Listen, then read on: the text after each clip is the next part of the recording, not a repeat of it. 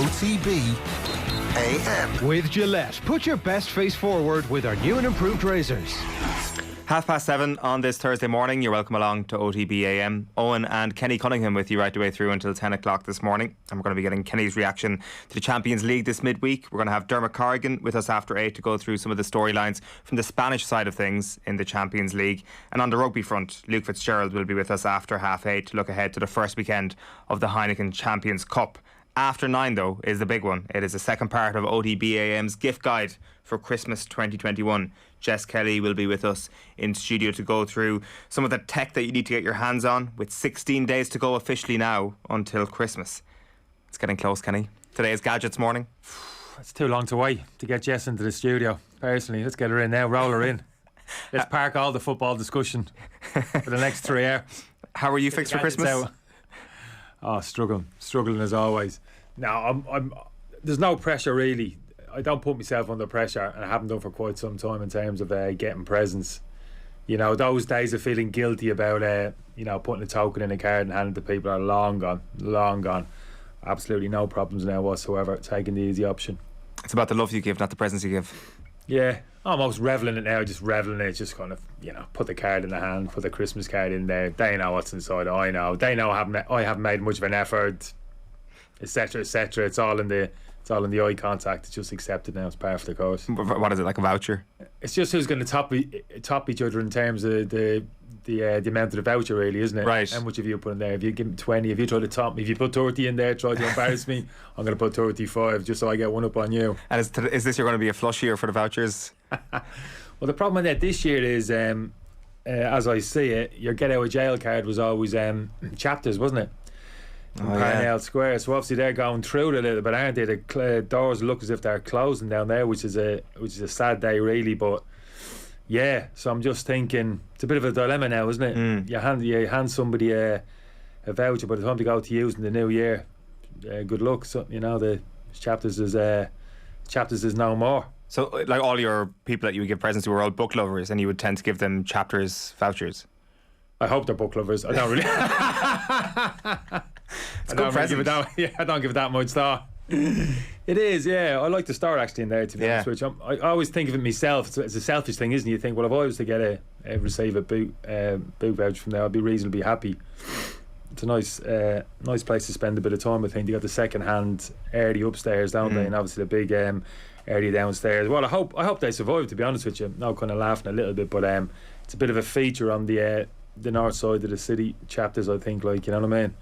So I was listening to the owner talk there some time ago. He was a little bit pessimistic in terms of their chances of surviving, but I think people have rallied around. I think they've had a bit of business footfall since then, when people became aware of the fact that I think it might be disappearing. They've been in there and spending the money. Hopefully that'll be sufficient to keep the store going. It's sad to see the old retail outlets disappear, particularly on the north side. Yeah, it's struggling as it is, like, so we'll see. So you might have to that's, don't want to be spending like €30 on a book token, and then it's like a double whammy, and then they can't use it. You know what I mean? It's a bit of an awkward one, that, isn't it? Yeah, it is. You feel obligated then to give them like a cash substitute. Well, like, you're 30 euro out of pocket for the start with the book token. Well, that's it, exactly. They haven't cashed in the person you've given the present to. So is there an obligation on your part that you've got to stump up another 30 in cash or something, or just give them cash in the first place? I don't care how jammy it looks rather than a voucher, but just to be safe, you could always just give them €30 voucher, or €30 cash, I should say. Yeah, but you can always kid yourself on with a voucher that you've made a token gesture of an effort, and in terms of giving somebody a Christmas present, the cash is really a kind of literally, there you go, I literally could not be asked. Yeah. Where the token, I think, for chapters is always, you can make an argument, I wrestled with a few things, and eventually I thought, no, the book token, that suits you, you know what I mean? You can kind of rationalise that to yourself, can't you, between your ears? The cash options is just, you got to hold your hands up. I just couldn't be bothered. I like that. I like that shout. A book voucher for Christmas. It's a spoiler for anybody later on. It is going to be mostly tech that we're talking about later. Like, is this something that gets you excited? Are you somebody who thrives about the fact that we're so close to Christmas, that you're like, bring on the excitement? Do you like Christmas? I think probably the lead up to Christmas, there's a little bit of that buzz factor potentially this year. I'm not too sure. I was in the shops there, was it last week or a few days ago, and I was surprised actually how busy it was. A little bit of a buzz around the place. So I think it's more so the lead up, that Christmas week. I think Christmas Eve potentially, if you got to pop into town Christmas Eve, everybody herding around the place, hopefully that'll still be the case this year. Yeah, but the actual Christmas week, I must admit, it's a funny one. Since I finished playing, what most players think, it's a strange one, really. Like, you know what I mean? Just so busy when you're playing that Christmas New Year period, the schedules and everything. It's a selfish thing, really. It's all about the football, the focus, preparation. You know what I mean? That kind of drives everything. The family kind of have to kind of fit in and around that, don't they? Did you train on Christmas Day most years? Yeah, pretty much always. Yeah, always came in there. If there was a home game, say Stephen's Day, we were playing at home, we'd be in Christmas Day reasonably early, have the session, and then be back home with the families Christmas Day, and then arrive in for the game Stephen's Day. The tricky one is if you were away Stephen's Day and you had a bit of a distance to travel, then really that usually then you'd arrive in Christmas afternoon, you'd have dinner at home, right, then arrive at maybe 3 o'clock in the afternoon Christmas Day, have your session, and then get on the bus and go Christmas night. So that was a little bit of a blow for maybe the lads there with young families at the time. That was a little bit of a wrench, not so much for the younger lads. But that initial first couple of years when I finished playing, it was a little bit of a like anti-climax sort of thing. Yeah, definitely. I used to get out to a couple of games, maybe doing a little bit of work TV wise, going to a few games Stephen's Day, so that grand New Year's. Yeah, but I really enjoy the football. It's an obvious thing that week. It'd be a sad day if we were to miss, talking about chapters disappearing on the north side. If we ever lost that Christmas New Year's schedule, I think a lot of talk about that winter break coming in. It has been for some years, but I think they ever do it, they have to do it kind of the early January period. I think it'd be a massive own goal for the league itself, and a load of different levels of people, the whole thing. If that week, that Christmas to New Year week was to be lost. You get to Stephen's Day, you wake up and you're like, right, I'm just sick of everybody at this point, just turn on the football. It's been 3 full days. I was going to say sick of the turkey, but you're not quite. Not Stephen's morning. That'd have to be the day. Probably not even the day after that. No, probably day number 4, is it? Day 2 is sandwiches. Day 3 is sandwiches. Day 4, sometimes you could put the turkey into a curry. Oh yeah. Do you not have the turkey dinner on Stephen's? You'd have the turkey dinner as well. Again, but I mean, you wake up. What's your breakfast on Stephen's Day? Yeah, casserole. Be turkey casserole now. Tour day. Day 3. More or less. Yeah, day 3. Does the turkey survive? We go turkey curry rather than casserole. Yeah, really? Yeah. Yeah, it's like world's changed, isn't it? It has changed. It's turned upside down, isn't it? It's turned really upside down. You'd never got away with that back in the day. No, I can imagine. I feel ashamed saying it in front of town. You'd have been run out of town on the estates. Yeah. Serving up. People got a whiff of that turkey curry. The priest have been called and everything. Does a turkey really survive the 4th day of Christmas? The fourth day after Christmas Day? I think it does. Yeah, it's a hell of a turkey, isn't it? The juices get to know one another quite well by that stage. It's how the turkey operates. So you have plenty of that coming up. The one thing I meant to ask you as well, actually, before we tell you what's coming up, is are you lights up on the 9th of December sort of guy, or not? Like, are you going home now after listening to the decorations are all up? Oh, that's down to me. No, that's down to other people to make. I know I'm not. In terms of, is it the 8th? Today's the 9th. That was that was the country. The country folk. Sorry to be. That's not condescending. No, you used the politically correct term. You could have used 2 phrases there that would have been a lot worse. Our country friends. How about that? Would that be? Is that more condescending? Our comrades from down the country. That's the traditional day up to. I've forgotten about that. Somebody reminded me of it yesterday. Yeah, I do remember a little bit of that back in. Was that genuinely the case?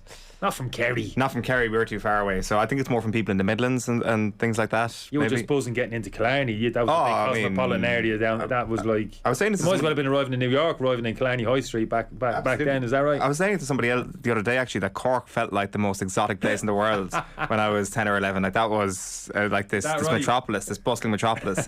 So no, I mean we have enough. Oh, Dublin must have been. Dublin was just like. Does it really exist? Is that like Dublin's utopia? a bad place. That's where bad things happen. Never. Yeah. So you are lights up potentially, but you don't actually know. That's the answer that I'm getting here. You don't actually know. I don't. Not to that extent. Yeah. That's a little bit. It's a little bit anal, isn't it? I think in terms of you have to go up at a certain day and be down by. No, don't buy into that. Right, OTB AM is brought to you by Gillette. Good morning. Start with Gillette. Put your best face forward with their new and improved razors. Let's tell you what's coming up this morning on OTB AM. We're going to get stuck into some of the football talking points over the next little while, and at 8:15 Dermot Corrigan will hop on a call to chat through Barcelona getting knocked out of the Champions League last night. They are officially a Europa League team. We'll be talking Atletico, we'll be talking Real Madrid with him as well. It is a Madrid derby this weekend, so plenty to get stuck into with him. The sports page is coming your way at 8:30, and then the sports news at 8:40 with news this morning that Limerick have got 12 All-Stars in the hurling front, which is a record by quite a distance. They have smashed the previous record across both codes, the Dublin footballers, the Kilkenny hurlers, the Kerry team of the 1980s. They only managed to get 9 in a single year. Limerick have got 12.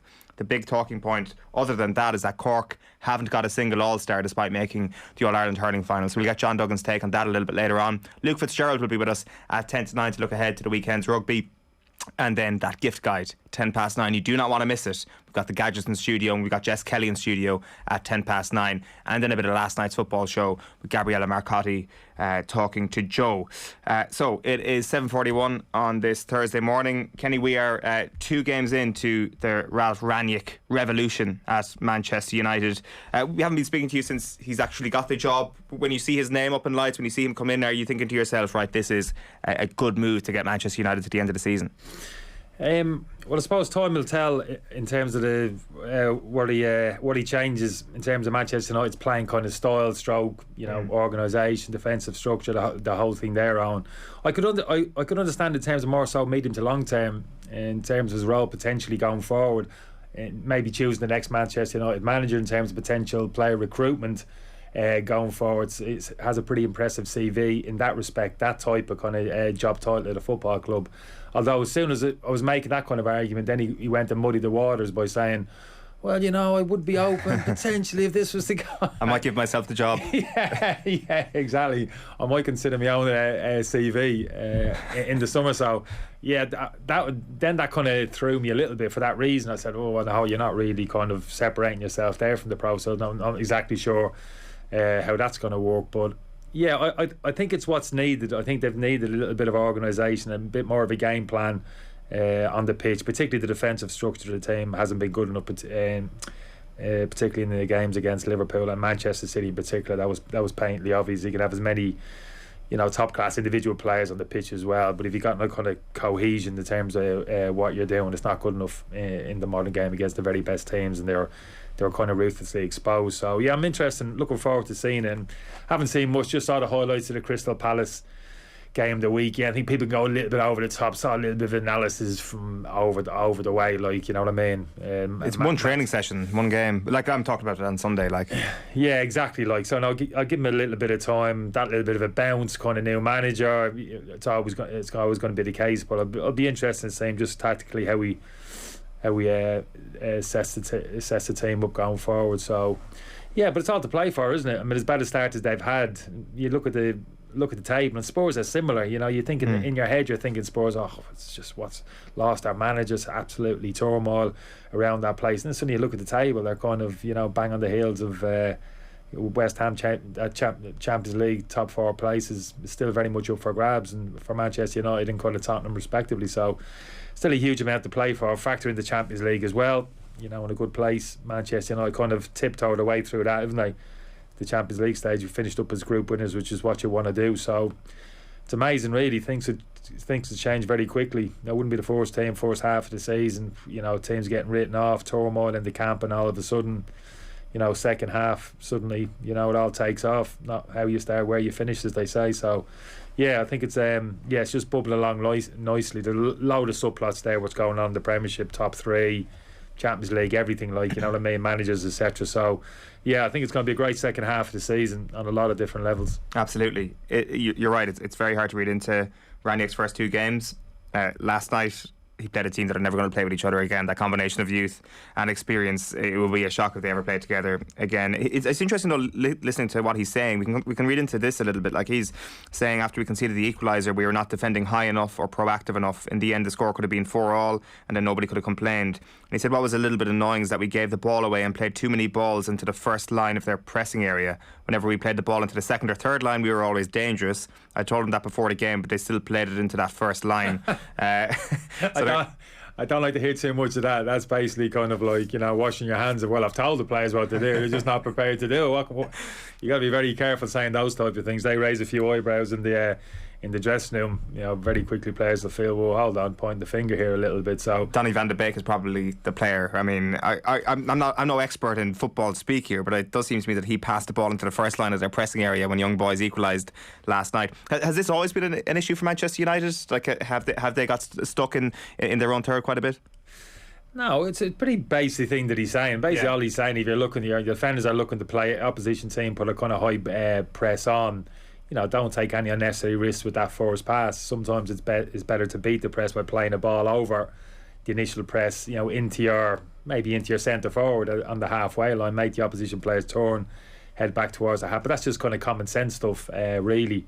I think we've seen a bit of that with Ireland actually the last maybe number of games. I think initially when Stephen came in, you saw a little bit of indecision when we were looking to play, or we were getting the ball pinched off, was that kind of forced press. Teams were having a bit of that initial press, I should say, having a bit of joy against us. But the last few games, you've noticed when we've been playing, teams have been pressing us. We've been playing that ball around the corner into the centre forwards, feet, Callum Robinson, Alameda a little bit quicker. You know what I mean? So kind of less risk, not just less risk for me, but it's the kind of common sense thing to do. So yeah, I wouldn't. Sometimes you can overblow stuff. Like, it's a little bit technical what he says, so people can get blown away. Yeah. Super.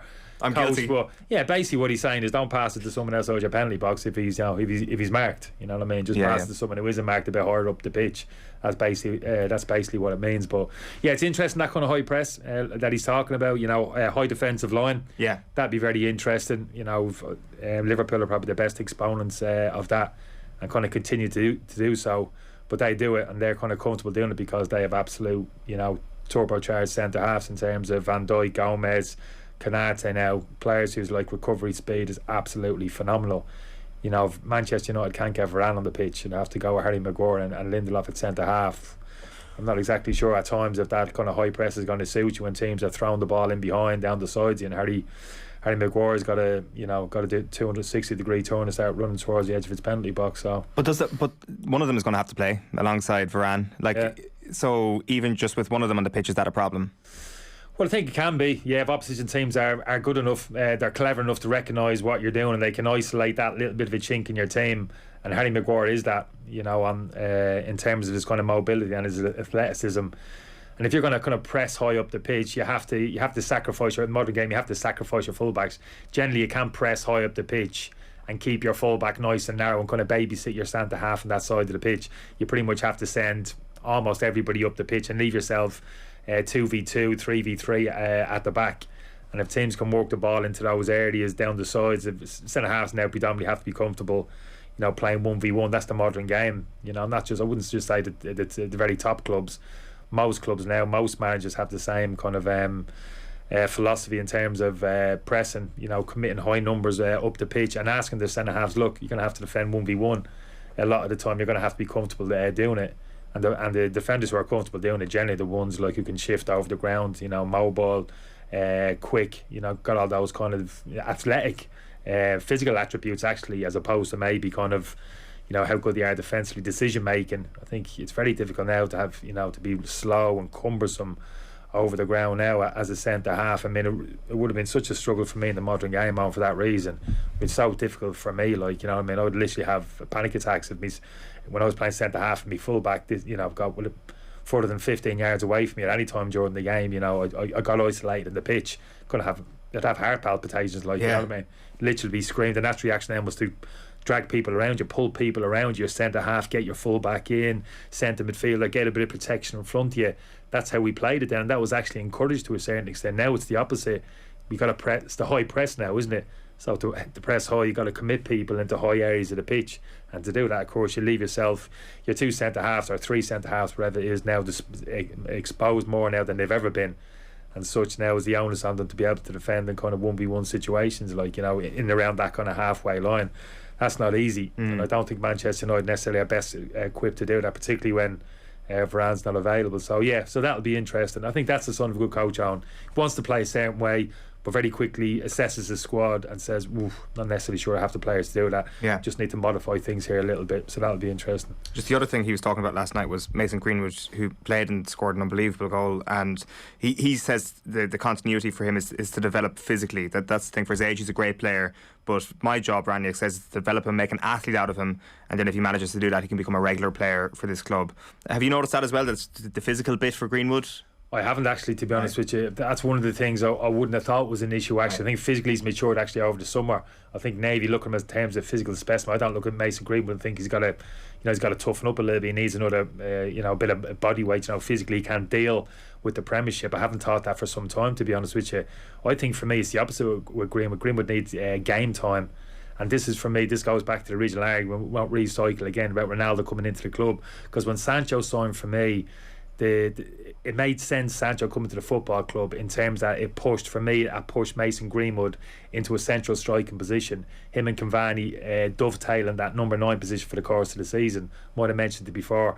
So Sancho coming in for me suggested, right, we're going to see Greenwood now play 25 to 30 games down that central striking area. He could be United's next number 9 for the next kind of 10 years. I think he has that potential, his kind of shooting ability. We've seen it already in kind of cameo roles. So if I was a Manchester United fan, I wouldn't get excited about that. But Ronaldo coming in at the last minute has just like, you know what I mean? That's kind of ended. Now it's a kind of, he's not going to play centre forward now. Well, if he's going to play on the right, but where does Sancho play? So that's the problems that have been created in terms of maybe a little of an overload of players now in that area of the pitch. And it's a shame for him, because him for me, like I've said it for a while, and I think potentially he's the one. He could be the best at a lot, but we have to find out. He needs minutes on the pitch now to say potentially could he be Manchester United's number 9 for the next 10 years. He just needs to get the opportunity, and I'd suggest a run of games in that area of the pitch rather than spending time in the gym and potentially bulking up. If that's what Ranić is suggesting, that surprises me a little bit. And it's certainly what he said yesterday. Like, it's interesting. We would assume that maybe the Palace game gives us a greater indication as to what Ranić is planning. And if he goes with a 4-2-2-2 again this weekend, like you had Fernandes and Sancho in those 2 10s, and then you had Ronaldo and Rashford up front in the front two. How does Greenwood fit into those front four then, if this is the formation he continues to play? Yeah, well, I think he can. I think he's versatile, Rashford.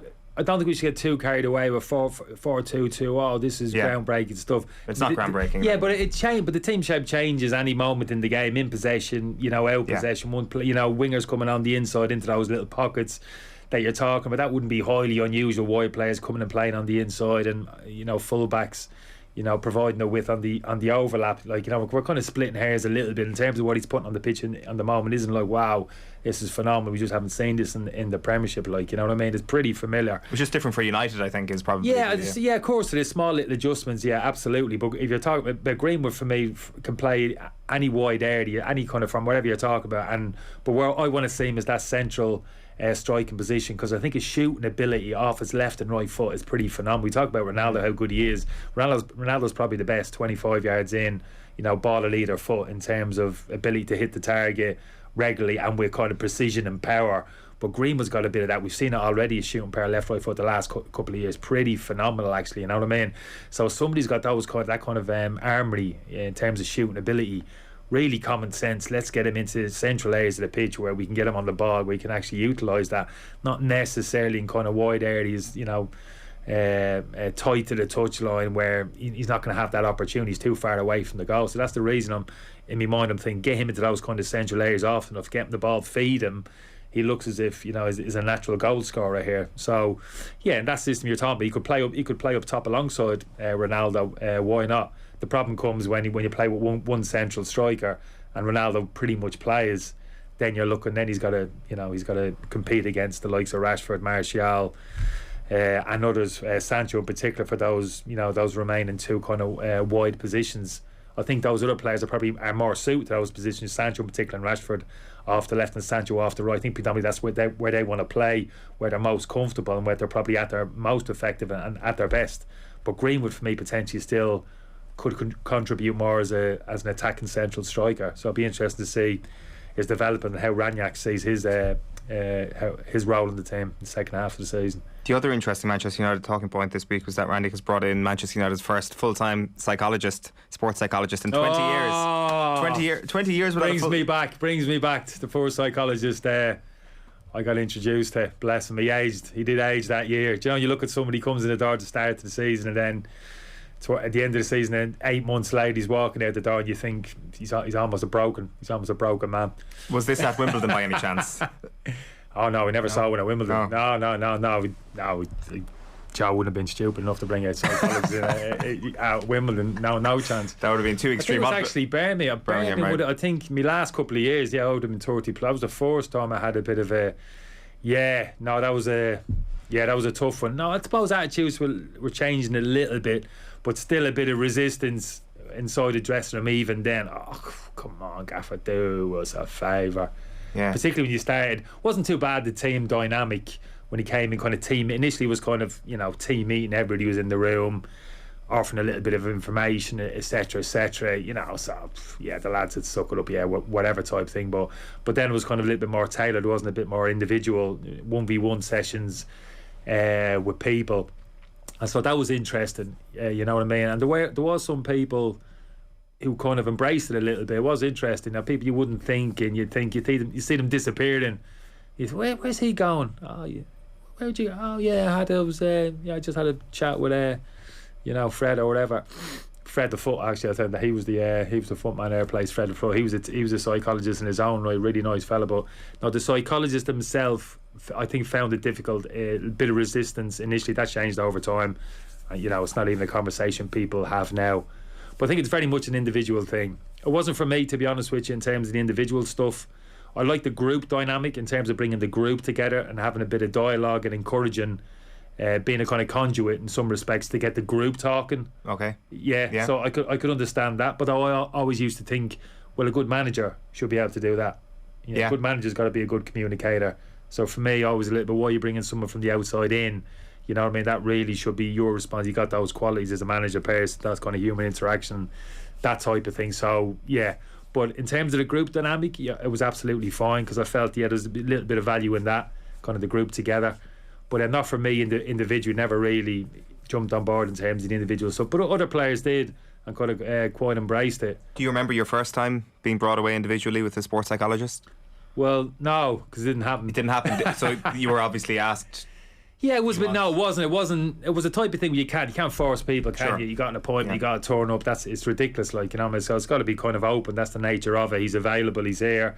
If you want to go and see him, it's got to be something you want to kind of commit to yourself. So, why were you reluctant? I'm not too sure to be. I was probably at that stage, to be honest. I was in my 30s then.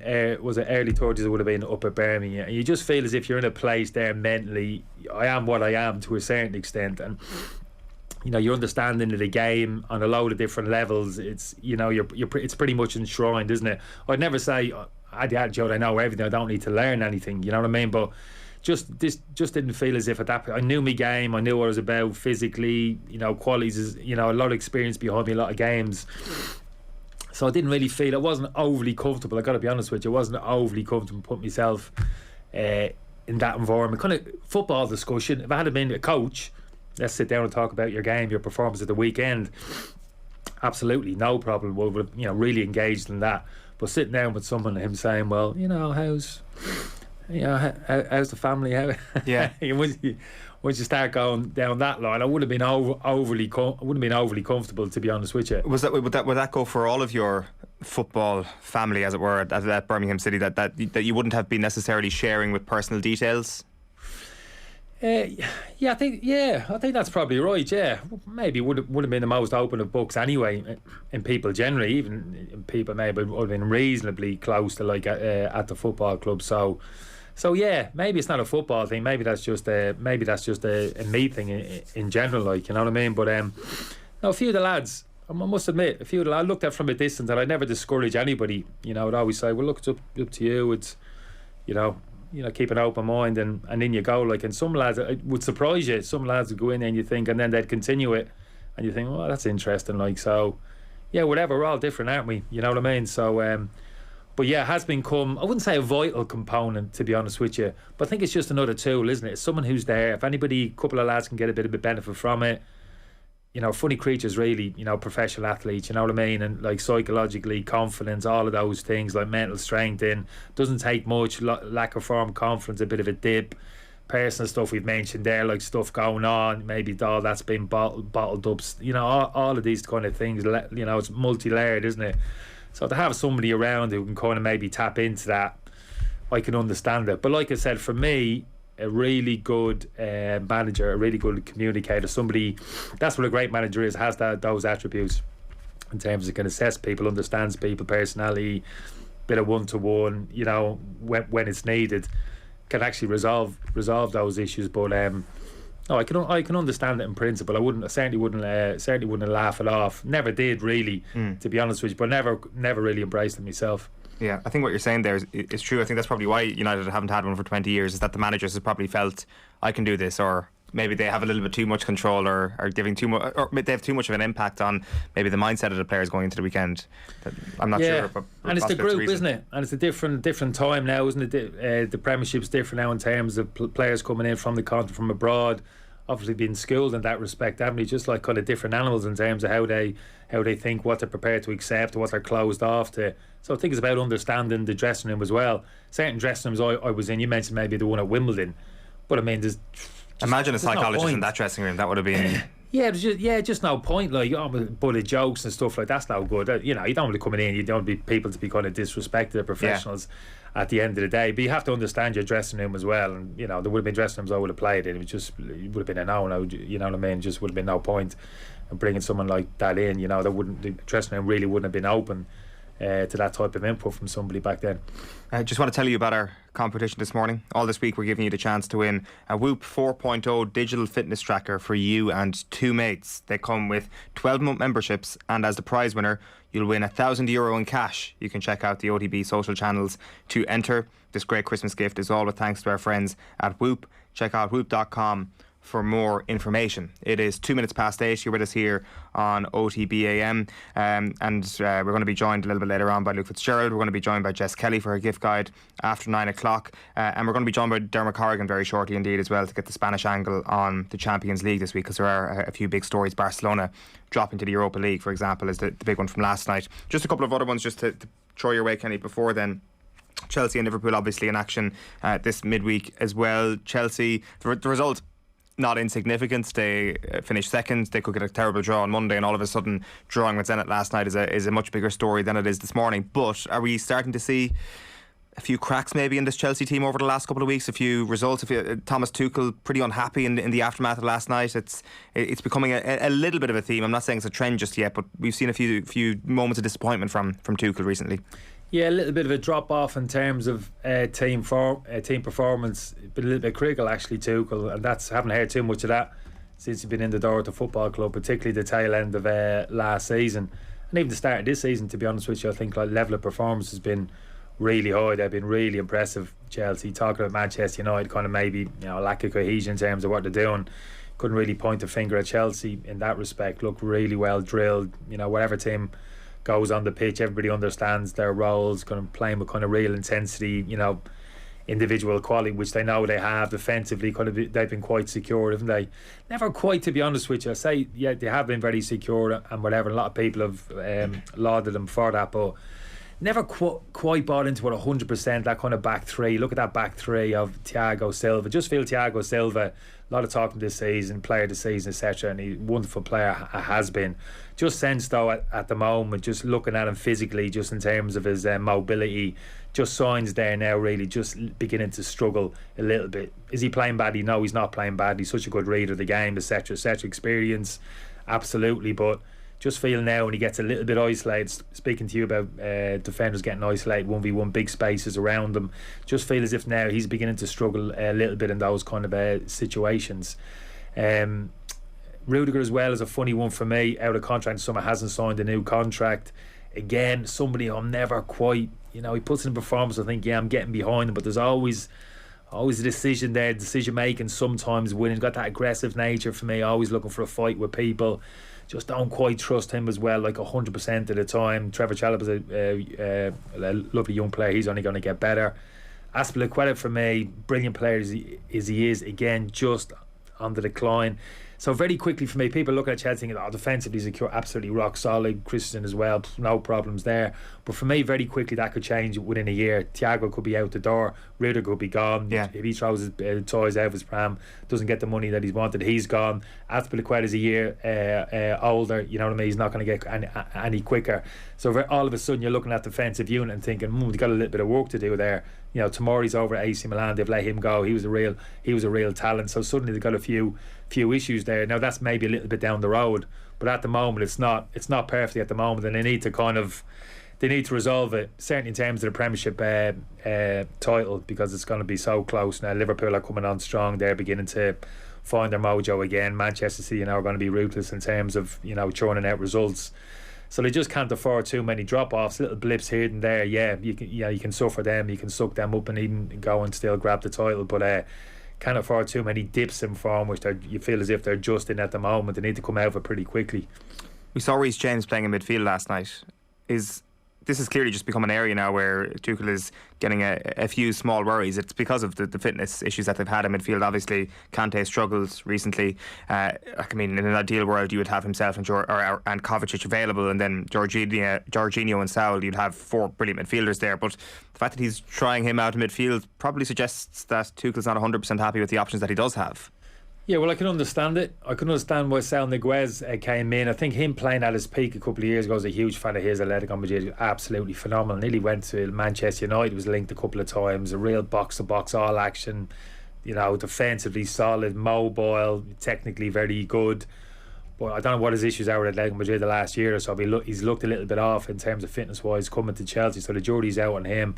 I've always felt Chelsea, in terms of that central midfield, you know, people probably know how I feel in terms of Jorginho. I wouldn't be his biggest fan. Technically, I think he's very good, lovely footballer. But for me, you carry him out of possession in terms of his offensive qualities, I don't think are good enough. And I think that's exaggerated even more so when Kante doesn't play, because Kante picks up the slack for him and everybody else in that central midfield there in terms of defensive work that he's done. So when he's out of the team, then for me they have a real issue. Kovacic and Jorginho doesn't cut it in there as a partnership. Niguez probably not at it at the moment, so you're looking for that. Who's going to give us that bit of physicality in there, that kind of defensive solidity? Now you're searching for me a little bit in terms of that central midfielder. So that's why I suppose Reece James comes into the equation. Loftus-Cheek's played in there, he doesn't give you that. He's an attack-minded player. He wants to get ahead of the ball and contribute in the opposite half of the pitch.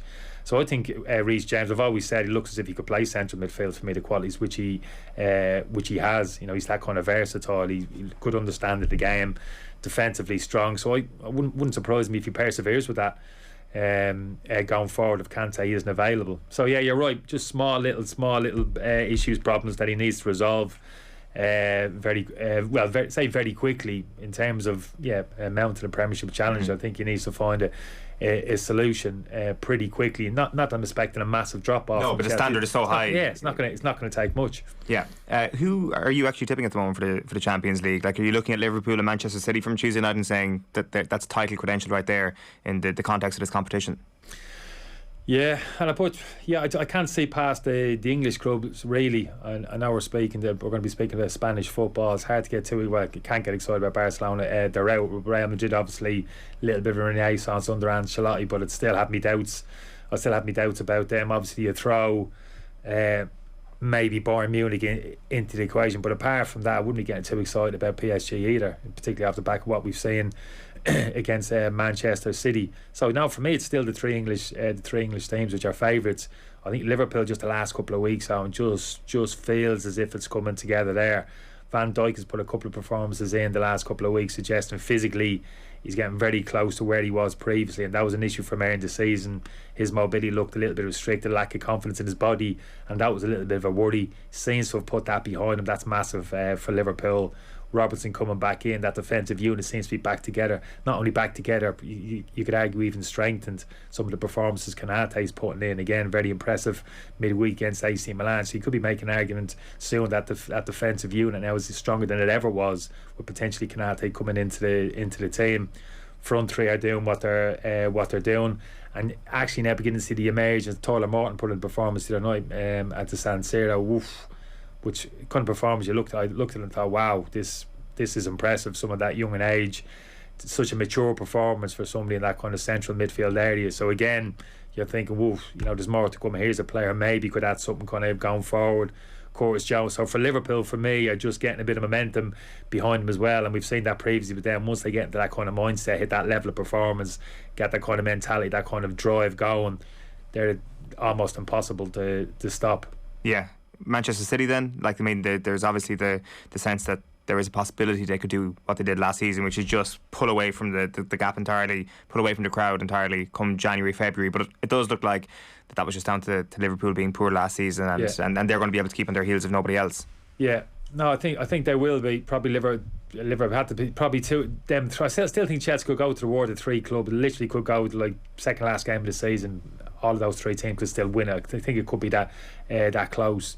Yeah, Manchester City. Yeah, exactly the same. Different type of beast to Liverpool in terms of how they play, managers' philosophy, etc., but just as effective.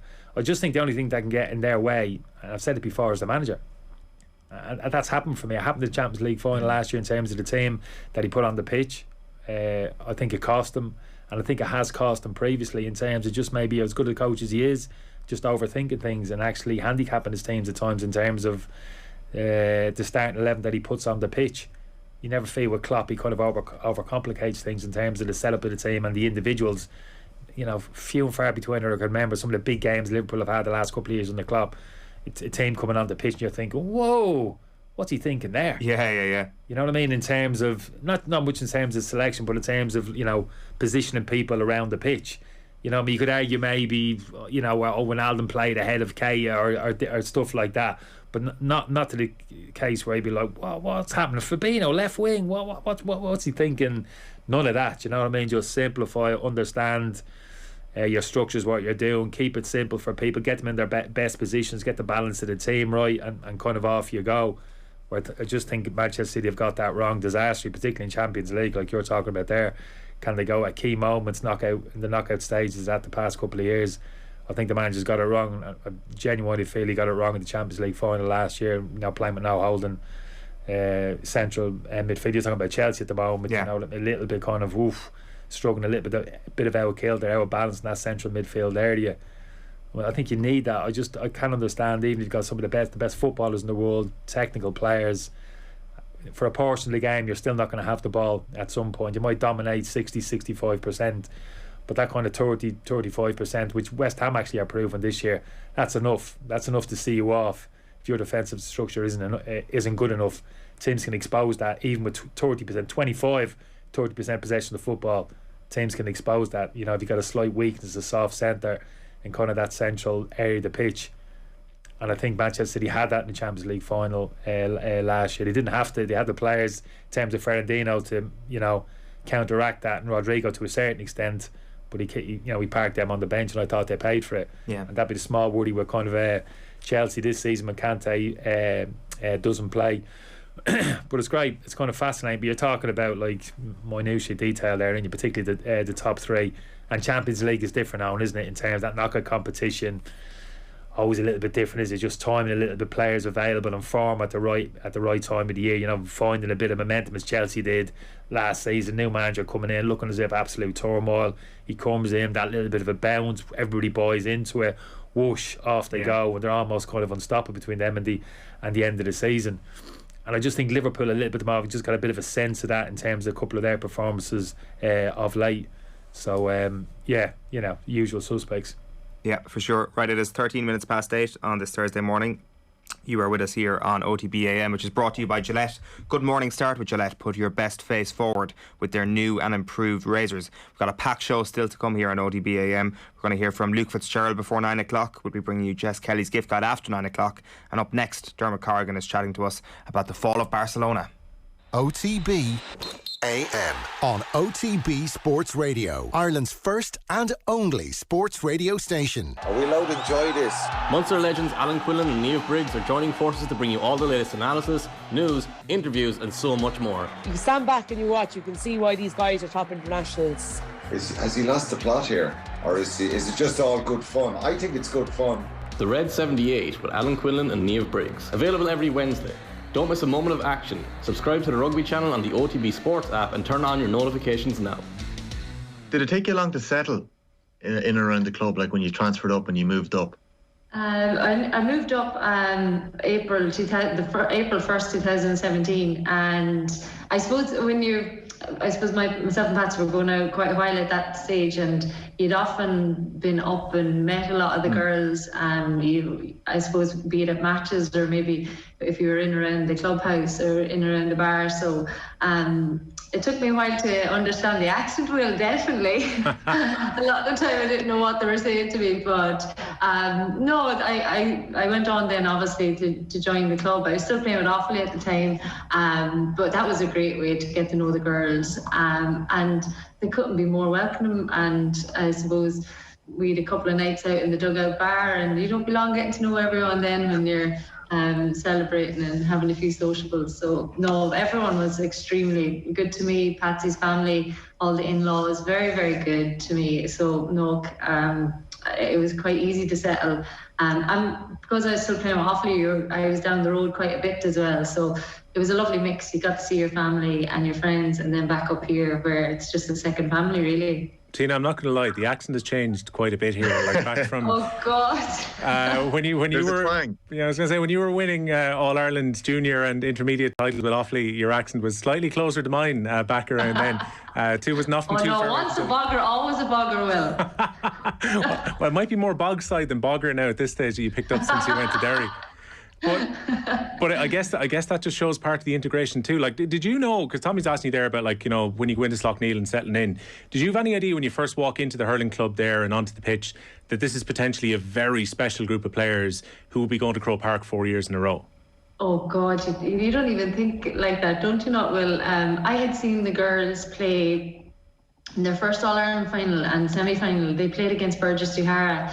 And they were so impressive that day in the All-Ireland semi-final, and then they went on to play Sarsfields in the final in Croker, and they're such a good team. I had no doubt that they were going to go on. Car insurance is boring, but you don't have to be. Get Set Go is the kind of car insurance you can sort in a few minutes online, then bounce on with your day. Are you ready for quick start insurance? Get a quote now at getsetgo.ie. MCL Insurance Services Ireland Limited, trading as getsetgo.ie, is regulated by the Central Bank of Ireland. OTB AM. With Gillette, put your best face forward with our new and improved razors. You're welcome back. It is 17 minutes past 8, and you'll have heard a clip from the latest episode of the Club Championship show with AIB during the ad break there. It's live every Wednesday from 10:30 across Off the Ball, and it's available to listen back to on the OTB GEA podcast feed afterwards. Tina Bradley of Slough-Neil and Donegal Boyle of the Irish Independent joined Will and Tommy this week, so make sure to check that out. Now we're turning our attention back to the Champions League, because you'll have seen last night that Bayern Munich were comfortable 3-0 winners against Barcelona. It means that Barcelona finished third in Group E on 7 points, Benfica pipping them to second place on 8 points after their win against Dynamo Kiev. So Barcelona into the Europa League. To discuss this, Dermot Corrigan of the Athletic is with us. Dermot, good morning to you. Hey, Eoin, how's it going? Yeah, good, thanks. I guess the sad part about this is that they got trounced last night, and it wasn't even surprising. No, everybody kind of expected it. You know, the talk before the game was whether Barca might be able to pull off a miracle, which was, you know, beating a Bayern team who were already through themselves, who didn't have the same motivation for it. But that's the reality at Barca at the minute, that their level has dropped off an awful lot. You know, the Europa League is kind of where they deserve to be. You know, nobody's complaining about it too much. They're sad about it, they're angry about it, but they accept that this is, you know, Barca have dropped off an awful lot. Benfica were better than them over the two games, deserve to go through along with Bayern. Does Xavi have a bigger job on his hands than even he appreciated before taking the job? It is a huge job. You know, Xavi's well aware of all the problems there, because even when he was in Qatar, he was keeping a very close eye on what was going on at Barcelona. He was working on his plan. He knew he'd come back as the coach at some point, and he has been working on a very detailed plan of what he wants to do. He's already started to make changes, you know, at the medical staff. Some of the doctors and physios have been fired in the last couple of weeks since he came back. Even the people on the stats end of it, different sides, or the analysis, different sides of the club, he's already started to to move people around, but he knows it's a huge job. He said last night that they have to start from zero, that he hopes it'll be a turning point, that they can kind of realise where they are and then start to build back. What that means in terms of the squad, they're going to try and move out, and who they're going to try and bring in, we don't know, but we do know that they've no money to spend. So it's going to be really difficult. It's not just a case of they're going through a bad season, or sometimes Manchester United or Chelsea or whoever might spend a year in the Europa League almost by bad luck or just by circumstances. But this isn't that type of a case. It's actually a team who've really dropped down and need to start to build back. And that is one of the really worrying things. They're 7th in La Liga, 23 points, 16 points off the top. Atletico in 4th and 29 points, so 6 points off Atletico in 4th, and then obviously dropping to the Europa League. I mean, they needed another monstrous hit to the finances, like a hole in the head. This is possibly the biggest element to the Barcelona story in the long run. Yeah, for sure. Like, they're 1.3 billion euros in debt. Like, it's really hard to get your head around just how big the debts are there at Barcelona, just how badly run they have been over the last 6, 7, 8 years, especially under the previous president, Bartomeu. And, we saw that last summer. They weren't able to sign anybody except free transfers. Messi left. They had to loan out Griezmann at the end of the transfer window just to get his wages off the books. And Xavi, he does have a plan. He does have, he wants to focus a lot on the younger players who are coming through, and they have some great young players. Gavi, who was playing last night, Ansu Fati and Pedri, who were both injured, and that's the kind of hope, is that they build a team around them, and in a couple of years they'll be back, maybe challenging up at the very top. But that's just a hope. They've nothing else to go on at the minute except those type of hopes for 2 or 3 years down the line. Possibly one of the most damning comments last night was from Thomas Müller, who said Barca cannot cope with the intensity. Technically they have it all, great players on a technical and tactical level, but they cannot compete at maximum intensity in top level football. Like that is something you feel that Xavi can fix over the course of the next season? Yeah, and that's something that goes back. I think Müller was talking about last night's game, and also the previous times that they've met in recent years, especially that 8-2 that happened during the lockdown Champions League in Lisbon a couple of years ago. And that is the feeling that Barca have the standards have dropped. It's another thing that Xavi's been talking about, or behind the scenes anyway, that people have been let know that the standards dropped, that training the intensity wasn't there, the team didn't work hard enough. There's a lot of players who've grown old together there. Messi's gone, but still there's Busquets and Piqué, Jordi Alba, guys who've won everything and been amazing players. But the feeling is that maybe the focus is not there, the professionalism hasn't been what it needs to be over the last couple of years. And again, that's a cultural thing that Xavi, who knows the club really well, knows some of these guys, they're his friends, but he's going to have to deal with it. Dermot, how's it going? Morning. Ken Cunningham here.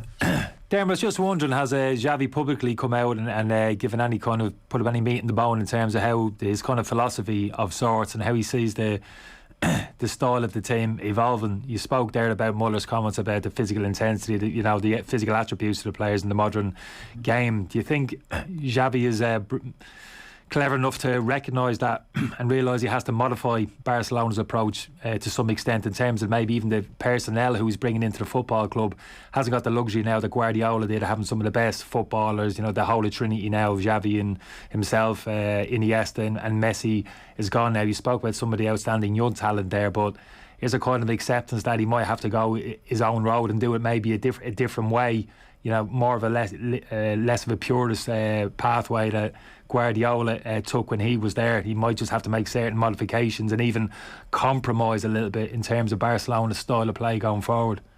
Yeah, it's a super interesting one to look at, and it's what a lot of people are asking, because when he's come back into the club over the last few weeks, he is kind of hailed as this saviour who's going to bring them back to the traditional values of the club. He's somebody who came up through La Masia, played under Pep, was, even from the way he played himself as a player, that he wasn't the biggest guy, but technically he was able to make up for that. It does look like he's aware of that, even from talking to the people around him, that they know they have to modernise things, that they can't just live in the past.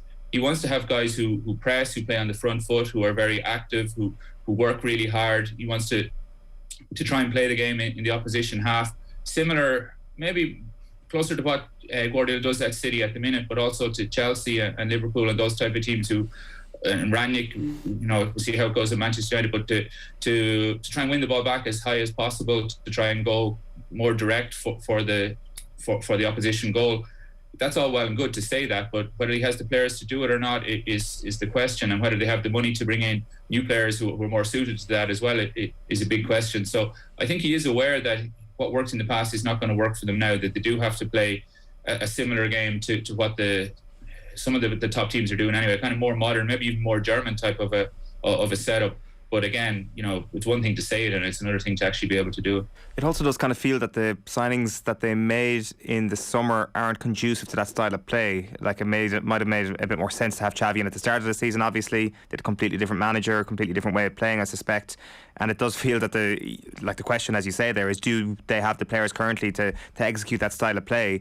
And you'd have to say, looking at some of the signings they made during the summer, the answer to that question is probably no at the moment. Yeah, for sure. Like, it was the presidential election last February. Laporta beat Victor Font for the election, and Xavi was quite closely associated with Font. I'm pretty sure that if Font had won the elections, Xavi would have come in as coach last summer. They wouldn't have signed Memphis Depay. They wouldn't have signed Aguero. They would have gone a different way maybe. But that was difficult for Laporta because Xavi wasn't his guy. Laporta wanted to stick with Koeman, wanted to give Koeman a chance, or felt that he couldn't find anybody better than Koeman at the time. So it was almost like they lost 6 months or so sticking with Koeman, signing these guys who now are on the payroll, and Xavi has to kind of deal with them, or they have to try and get rid of them. So it was another problem for Barca that they have to deal with. How much wriggle room do you think they will have then at the end of the season, assuming let's maybe give the optimistic forecast here that they do finish in a Champions League spot domestically? I know it's a bit of a stretch, but what can they do at the end of the season if they do guarantee Champions League football next season? Yeah, very little really, because they've known that they have had these financial problems for a while, and they've been trying to move people out, like Coutinho, who's there. Dembele is out of contract at the end of the season. They're trying to get him to sign a new deal, but he might get more money elsewhere. So the financial problems are really huge around them. They've guys like Busquets, Piqué, even Sergio Roberto. These guys have been around for a long time. They're on big money. They've agreed to take a certain amount of pay cuts, but it's not like you can sell them on for 50 million to somebody else and spend the wages on somebody else. So the fear maybe is that they might have to try and sell some of the players they want to keep, whether that means Frankie de Jong or even one of the amazing youngsters that they have. And that's what really keeps the Barca fans kind of awake at night, is that they hope that they can keep these young guys together and build a new team. But if the financial situation is so bad that they have to try and sell some of them, then they've nothing really to look forward to. Is this team good enough to win the Europa League? It has good enough players to win it, but it hasn't shown anything like the standard required to do it. I wouldn't back them against West Ham in over two legs. If they were to meet them, coming up, like they've lost to Rayo Vallecano, they've lost to Betis in La Liga. When they played Atletico and when they played Real Madrid, the top teams, they were quite well beaten. So it's going to be strange seeing Barcelona in the Europa League, and if they play Dinamo Zagreb or Slavia Prague or these level of teams, then you would imagine that they'd be able to beat them. But Dortmund or Sevilla or Leicester or even West Ham will be, unless Xavi starts to make real progress and gets the team playing much better, then more embarrassment could be around the corner for Barca. Dermot, I wanted to ask you about the Madrid clubs, because it was an interesting night on Tuesday night. For someone who hasn't seen a whole pile of Atletico on Tuesday, it did look like classic Simeone Atletico, but looking at the statistics, looking at the Liga table, that clearly hasn't been the case results-wise anyway. What happened on Tuesday? Was this outside of the norm in terms of their season so far? It was very similar to how Atletico season has gone, in that they were super erratic. It could have gone either way in the game. There was moments when Porto might have scored in the first half, or even at the start of the second half. Oblak made a couple of really good saves. If Porto score then Atletico are probably out of the Champions League, maybe even out of Europe, the way that the group was set up. But they did score, and this season Atletico, when they go forward, they're not the typical Simeone team of before. They do have a lot of the qualities, the gamesmanship maybe, or the ability to live a little bit on the edge. That's still there. That's Simeone is always going to have that in his team. But this team have much more ball players than the previous team does, and they're much easier to get it at the back. Like defensively, they're not so sound at all. They've been giving up goals all season in La Liga. Nothing like the tight defence that they used to have before. But they have a lot of players going forward. They have Suarez, Griezmann, Joao Felix, Correa came on and scored the other day. Even in midfield, people like Rodrigo de Paul, who's he's a ball player more than a defensive type of a player, and he's kind of their main guy at the base of midfield now. So they have kind of turned things around. When it clicks for them, they can go on a proper patch and score lots of goals. But they have this kind of weak centre, which is unusual for a Simeone team. So it's kind of taken a little bit for them to get used to as well, and for Simeone to try and get the best out of the squad that he has. So when they click again, I'd say that over 90 minutes they can give anybody a game. There were moments against Liverpool in the group stages where they had Liverpool in trouble, but then defensively they just gave up silly goals and got beaten. So over 90 minutes maybe they give somebody a game, but go too far in the competition, I don't think they will. Dermot, you mind me asking, just flipping over to Real in terms of the impact Ancelotti's made there, speaking about Xavi there in some detail in terms of imposing his personality, the work he has to do there. Doesn't seem too long ago now we were talking about Real Madrid and this, prior to Ancelotti's arrival, being a certain level of turmoil at the Bernabeu as well. That all seems to have died down.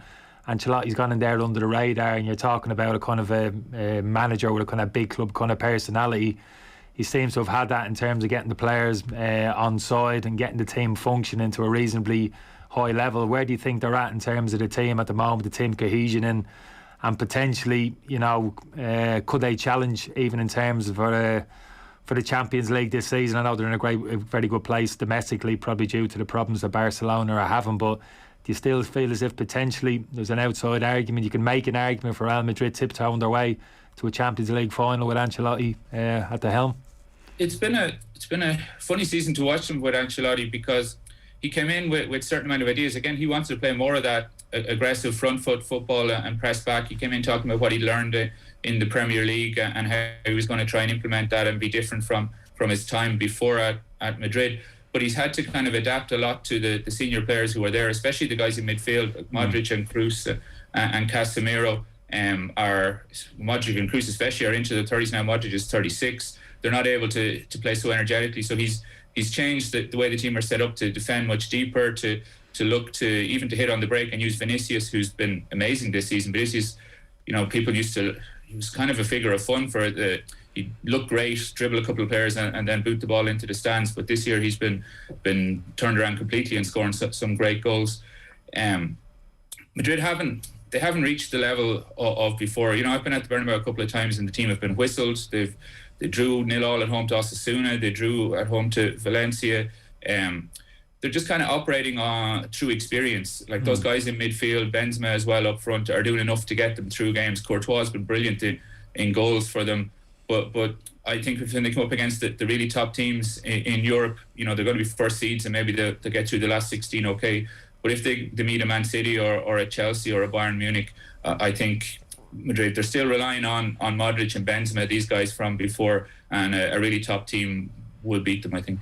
Yeah, I think the centre of that defence as well, never quite sure. I haven't watched as much Spanish football now this year due to the broadcasting over here, Dermot, but have a look at their team sheet now. I look at that kind of central defensive pair, and even Alaba, is a talented kind of footballer, but in terms of a kind of an imposing centre half, I'm not quite sure, particularly at the top level against the teams that likes of the Manchester City, the attacking talent they can put on the pitch against you. So yeah, just in terms of that central kind of defensive area, kind of Varane now, Ramos have left the football club. Sense a little bit as well, you're talking about the central midfield, I understand what you're saying there, but that kind of central defence is very, very difficult to make an argument for the team to go deep in the Champions League and without a kind of formidable central defensive partnership. Yeah, for sure. Like Militao is younger. He's kind of coming through, and people talk about him as more a Pepe style guy. He doesn't have maybe the quite aggressive or the temper of Pepe, but he is that guy who goes and wins a lot of balls. He's very big and very strong, and he does that quite well. And Alaba sweeps in behind. But as you say, that's working okay for them in La Liga. But even still, they've given up a lot of chances, and Courtois made way more saves than Oblak at Atletico or Ter Stegen at Barcelona even. So it can look good in a while. It has maybe on paper it looks okay, and against the weaker teams it looks okay. But to go and win the Champions League, I don't think that's a central defensive partnership that'll get you there. It's an 8 o'clock kickoff Irish time on Sunday in the Madrid derby. You've been living in Madrid for a while now, Dermot. What is Madrid derby day like? It's good fun. There's not too many away fans that go to the games, which means that it's generally it'll be I'm not sure, but it probably won't be packed at the weekend with everything that's going on. But it's still good fun. And Madrid really like to put one over on Atletico. And Atletico, won La Liga last season. Were able to boast about it. They love to be able to be on top. It's an unusual situation for them. So Atletico fans who there are, maybe around the world or around Spain, there would be as many, or there would be way more Real Madrid fans than Atletico Madrid fans. But within the city, when you talk to people, it's almost 50-50, I'd say. So everybody will be looking forward to it. Atletico know they need to win, really, with the situation in the table. A draw might do for Madrid. So Madrid will probably do, as I was saying there, look to sit deep, try and control things with their midfield and maybe hit Atletico on the break, which again is a change from before. Atletico might be the ones who try to get more of the ball or try to push more forward. Suarez is out, which is out injured, which is a blow for Atletico again. See if Benzema's going to be back or not. But a draw will do Madrid, so I wouldn't expect too many fireworks in the game, but it's always a good one to look forward to. So just one last one, sorry, before I let you go. Just with the Suarez injury, obviously Griezmann was preferred to Joao Felix the other night, but then when Suarez gets injured, Cunha comes on, doesn't he? So where's Felix at the moment in terms of Simeone's choices up front? Yeah, it's trying to build a blend for the strikers that they have, and Joao Felix is a super talented player. Against Barcelona earlier on this season, he was amazing in the game. He tore Barca apart, dropping deep, playing little passes, feeding the ball through to Suarez for one of the goals. But Simeone kind of sees him as more similar to Griezmann, and then he wants more of a traditional centre forward or somebody to go up against the centre backs, and that's either Suarez or Cunha, who's a young Brazilian who's done quite well for them. Is that type of a player. He's very athletic, very physical, runs the channels. So Joao Felix is 127 million that Atletico spent on him, in the hope that they will be able to sell him for even more in a couple of years' time. Hasn't really worked out that well for him, or for them anyway. It's hard to see anybody coming in and spending that much money on him, but he is a fantastic player, and the feeling around it is that he's a Jorge Mendes player as well, and that they're not super happy to see him on the bench all the time. So it's I wouldn't say a source of tension with Simeone and the club hierarchy, but it's something maybe that they don't see 100% the same way on. Right, want to keep an eye on for sure. Dermot, great stuff this morning. Thanks a million. Cheers, Dermot. Cheers, Kenny. Dermot Corrigan there of The Athletic. You can check out his work there to read up on some pretty big talking points, I think it's fair to say, over the last couple of days. Barcelona smashed 3-0 by Bayern Munich last night, and they are into the Europa League. As long as they don't draw West Ham, they might be okay and get into the next round, is what I'm hearing there. Right, we'll move on to the sports pages this morning, I think at 8:37. Should tell you that OTB AM is brought to you by Gillette. Good morning, start with Gillette. Put your best face forward with their new and improved razors. The main story there, which we'll come back to in just a moment, is that Limerick have won a record 12 Hurling All-Stars and Cork miss out completely. Hamilton versus Verstappen, meanwhile, the season climax will be on free-to-air television, Channel 4 picking that up on Sunday. You been following this at all, Kenny? From a distance. I'm aware of. I don't watch a lot of the Grand Prix, but this year in particular, obviously, at least he's been pushed this year, Hamilton, which is good to see. Or Verstappen has got a car that can actually be competitive against him. Yeah, I think he's as good as driver as him, to be honest with you, Verstappen. I think he's that good, but at least now he's got a car. Red Bull have a car they can put it up to Hamilton. That's good to see, because he's had his own way, hasn't he, for far too long. Good day of sports Sunday, actually. The Grand Prix at 1 o'clock, Madrid Derby at 8 o'clock, bit of rugby in between, bit of Premier League in between. Not a bad day's actually if you just wanted to plonk yourself down in front of the TV. No, I think you're right, actually, to be honest, because the days of kind of 3 live Premiership games, you'd be happy to sit down and, you know what I mean, soak that up, I think are long gone now. I think bit of variety is good. Yeah, people are picking and choosing now, and I think, like you said, the distraction of a good competitive game, rugby and the Grand Prix, wherever it is. Yeah, I think people are all over it. Just quickly run through some of the sports pages this morning. The Irish Times leads with Munster. Their squad in a state of flux as Van Gran looks at all the options, and meanwhile Ian Costello is excited at the challenge facing the province's Tyros. Dowling meanwhile welcomes chance to make his presence felt. That is ahead of Connacht against Stade Francais, and Furlong sole Irish player in World Rugby Team of the Year. The Daily Telegraph leading with the cricket. England's horror show is their headline, and Tottenham game called off after COVID curbs. The Guardian, as you can imagine, going with the same two stories. Cummins revels in dream start after England batting nightmare, and Spurs forced to call off Rennes match amid COVID spike. The back of the Irish Sun. Frightmare before Christmas. Spurs game called off. Conte is scared and upset. And Martin Lipton is reporting the Choc new plan to ban unjabbed players. So that'll be pretty controversial over the next little while. I'm scared is the headline on the back of the Irish Mirror this morning. Conte fearful of the way virus has hit Spurs as clash with Rennes is called off and first team training area is shut down. The back of the Irish Daily Star is glass Ralph full. Ranić upbeat despite sloppy United's struggles. The back of the Irish Daily Mail is Spurs crisis. Conte's COVID fears as Euro tie is called off. And savage potential as United draw. Robbie Savage commentating on his son making his Manchester United debut last night. It would bring a tear to a glass eye. And the back of the London Times, Spurs game falls victim to scary COVID. Rennes match off and training ground closed. And that story as well, the Channel 4 are going to show the Grand Prix on Sunday in Abu Dhabi. A couple more to go through. The back of the Irish Independent leads with the All-Stars. Rebels reeling from shock All-Star snub. Record deadly dozen for Limerick, but beaten All-Ireland finalists overlooked for the first time. Van Grandcoin future as fresh cases revealed, meanwhile, is Rory O'Connor's story here. He was asked yesterday, he said, in terms of my own future, as I've stated earlier in the season, I'm never going to get into any contract discussions or speculation over the media, so until there's a decision about my future, I'm not going to speculate anything. The Munster head coach, of course, linked with Bath earlier this week.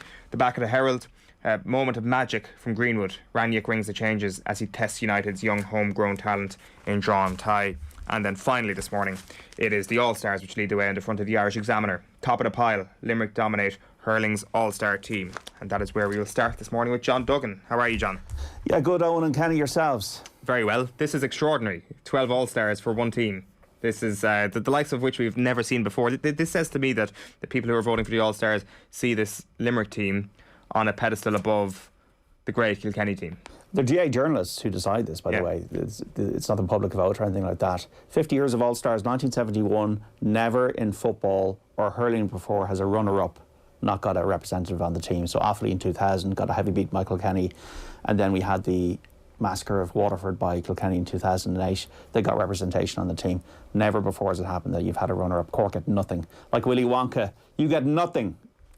You get nothing. Just down, like everybody got nothing, didn't they? Everybody kind of like met a grisly fate in Willy Wonka. That is Cork hurlers. Charlie got the gobstopper. So the gobstopper test. Yeah. So he says, "You get nothing. You get nothing. Good day to you, sir." And his is that Augustus Gloop? No, Violet. It's Violet. It's the very end. It's the very end with Charlie himself. Sorry. Yeah, with Charlie, Willy Wonka, and the gobstopper, and the granddad, and they tell him to get out effectively, and then Charlie puts the gobstopper back on the table, and that's the moment Willy Wonka says, you pass the test. You get everything. You get everything. Like Limerick today, you get everything. You get 12 All-Stars. You get all the chocolate you want. All the chocolate in the world in Limerick. From Noni, actually, Dermot Whelan gives them for the next year. Is this a harsh reflection of Cork's season? No, this is nothing about Cork. It's nothing to do with Cork. It's not you, it's me. Okay. It's one of these things. I think it's all about Limerick's amazing brilliance. A 16-point win in the All-Ireland final was over at half-time. Yeah. And I think a lot with all these All-Stars, it's very much of the moment. It's very much a snapshot of the moment. So say Limerick, like Tipperary rattled Limerick for a long time in Munster this year, didn't get any representation on the team. So if say Limerick go out in the championship early next year and somebody else wins it, there might be one or two Limerick players in the team. That's generally the way I feel the All-Stars works. But you had the record of 9 set by Limerick last year, Kilkenny in 83, 2000, 2008, the Dublin footballers in 1977, 2020, the Kerry footballers in 1981. From 9 to 12 is a big leap. But like you got to look at some of the players here. I'm going through like William O'Donoghue, William O'Donoghue, Dara O'Donovan have never got a look in. They get their first nominations. Anybody else at the first nomination? No. Seamus Flanagan and Peter Casey in the full forward line. I was at the final, and I'm like, Limerick almost won that from the back to front. The full forward line just really put the pressure on Cork with the turnovers, and they really gave Cork an awful day. And it's unfortunate for Patrick Horgan, the top scorer in the championship, or Jack O'Connor, who had that brilliant finish against Kilkenny in the semi-final. And I suppose when you're looking at the All-Stars, it's very hard to leave any of the Limerick players off. But I suppose, how are you judging it? Are you judging it mainly on the marquee game of the year, or are you judging it on everything we've seen over the year? And that's why Cork might feel they've got a case, you know? But also the fact that Limerick were sensational all season, and even in the moment where they looked a little bit mortal against Tipperary, that second half performance from Limerick was one of the high points in recent years in hurling. Well, that's it. That's Limerick all over. Limerick have that ability to just surge and destroy teams. And They did that in the first half against Cork, and they did it the last 20 minutes against Tipperary. So they have that ability to get to turbo boost and find another gear that other teams, they're at their peak. If you're talking about Kilkenny in the 2000s, Kilkenny, say 08 was their peak. This is the Limerick 008 is 2021. And if it gets even better than this, it's scary because they made so few mistakes in that final. And then the hurler of the year tomorrow, Cian Lynch, Sean Finn and Claude Hazel for that in the trio. The football team will be named tomorrow. How many dubs will be on that? That'll be an interesting thing to discover.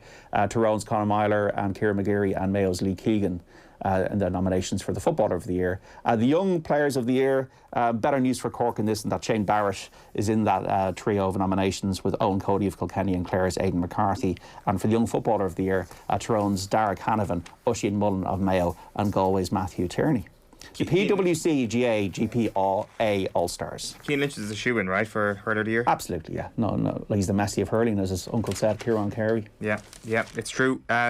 John, you'll be a disappointed man tonight, staring at a blank screen with no Tottenham Hotspur confusion about this, Owen, because Charlie Eccleshare is well connected. He's the football correspondent for Tottenham of The Athletic, has been tweeting about this, and he's saying that UEFA didn't make this call.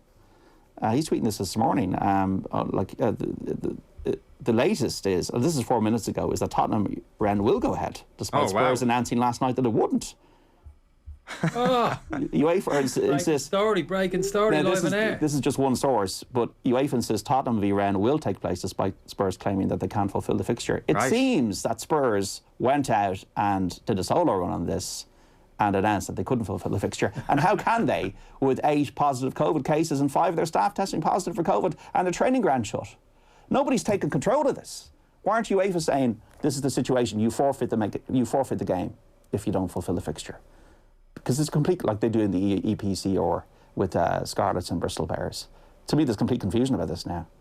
Well, technically, John, they can't fulfil the fixture. No, they can't. Well, you got a squad of 26, 27 players, so you can't fulfil the fixture. You can't get the strongest team you want on the pitch, and you'd be limited in terms of who you can choose. But you can fulfill the fixture. UEFA's rules are that if there's 13 fit players, you can fulfil the fixture. Yeah. So Spurs might have seemed to have gone out in the solo run with this, and it's almost like UEFA and Rennes are going, well, the game's what was the logic behind Spurs going in the solo? As if UEFA, they'd just be able to kind of steamroll this through without anybody UEFA recognising that they called the game off. It's amazing that you would... you'll issue a statement of your own bat without, like, in my mind, in anybody's mind, you're thinking, well, they've spoken to UEFA, they've issued a statement. You wouldn't do these things without surely having the imprimatur of the governing body of European football. It's a bizarre situation. It's interesting looking at the Rennes statement. They released a statement last night saying, following the press release published by Spurs at 9 o'clock, Stade Rennes would like to clarify the following facts. In a video conference between representatives of UEFA, Spurs and SRFC, the Spurs director of football announced her intention not to play the UEFA Europa League Conference League game on Thursday evening. It was a unilateral decision which has not been confirmed by UEFA in any way. So these 3 parties are sitting on a Zoom call. The Tottenham director of football announces her intention to not play the game, and what, does the Zoom call end there? Do they say, hold on a minute, what's going on here? Or I don't know what happens next, but Rennes released a statement and said that this is an unconfirmed decision on the UEFA front. We have to get clarification from them. We have to get this cleared. They're going to have to forfeit this. Is a possible outcome now, looking at happy days. Who wants to be in the Europa Conference League? It's true. But more importantly, the health of the Tottenham players is the most important thing here, and they've voted them out. Right, well, we'll keep an eye on that over the next little while. Just a couple of other stories, John, before we wrap up. Yeah, we're going to find out what's going to happen with this case between Blarney Frost and Robbie Dunn over allegations of bullying and harassment levelled at Dunn by Frost from the BHA. We're going to find out that verdict before noon. This could have a huge seismic impact on racing. That's not had the best year from a public relations perspective, so we're going to see what happens there. Elsewhere, Man United drawing 1-1 with Young Boys, as we know, last night. Barcelona, the collapse of Barcelona within 6 years is incredible. 3-0 defeat to Bayern Munich out of the Champions League. A bit of confusion on this, to be a bit of a nerd about this. They played in the Europa League in 2003 and 4. So they weren't in the Champions League that season. People are saying it's 20 years since they've not been involved in it.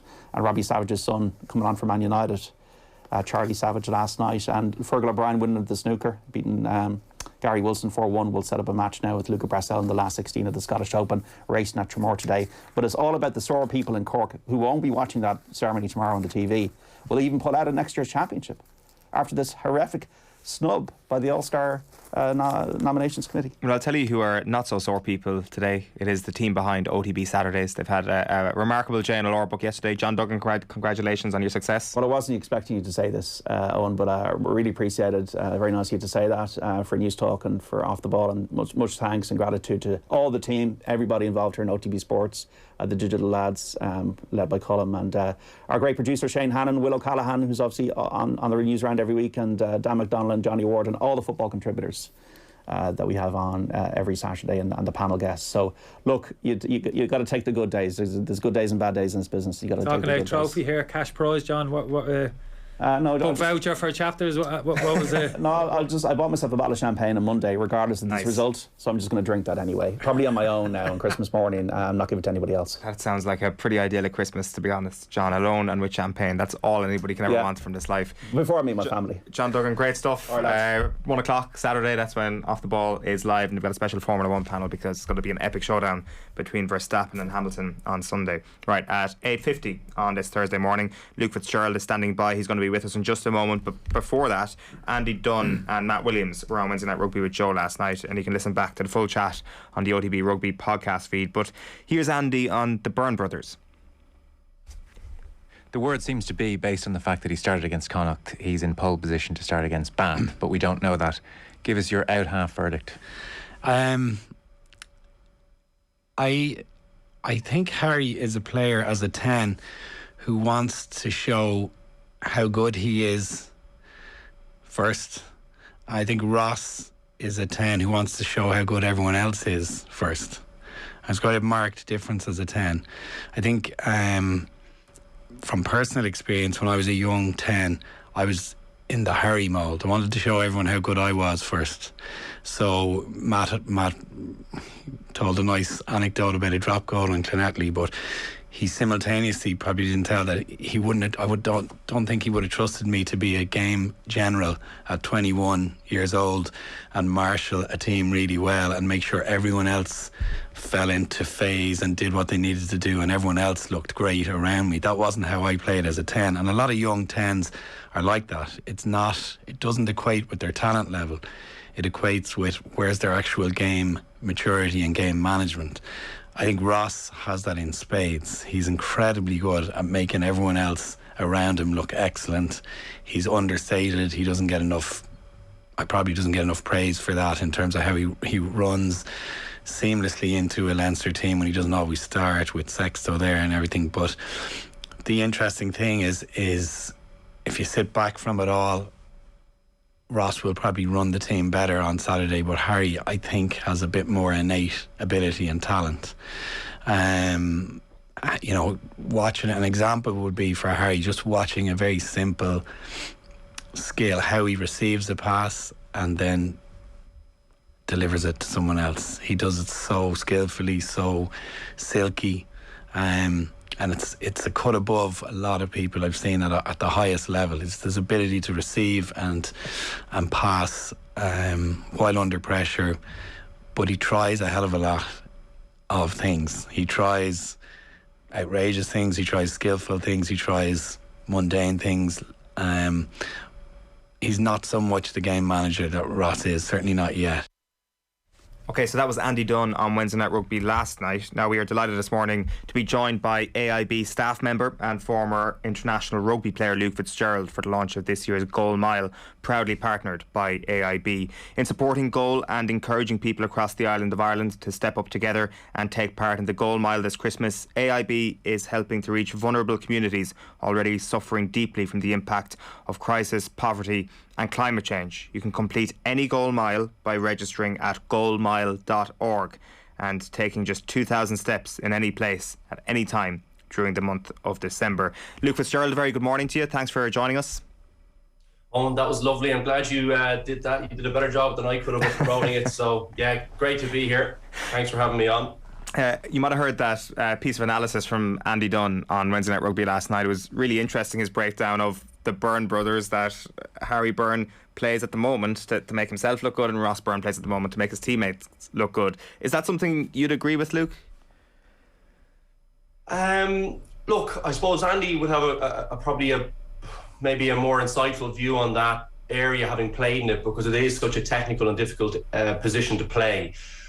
What I would say is it's probably more difficult given that, you know, Harry comes into a team where there is, you know, 3 or 4 people, I include Frawley in that are vying for that position, and he's very little time in there. So it's difficult to get into a mindset of thinking team first when you have so little game time. Like, he has 27 appearances for Leinster.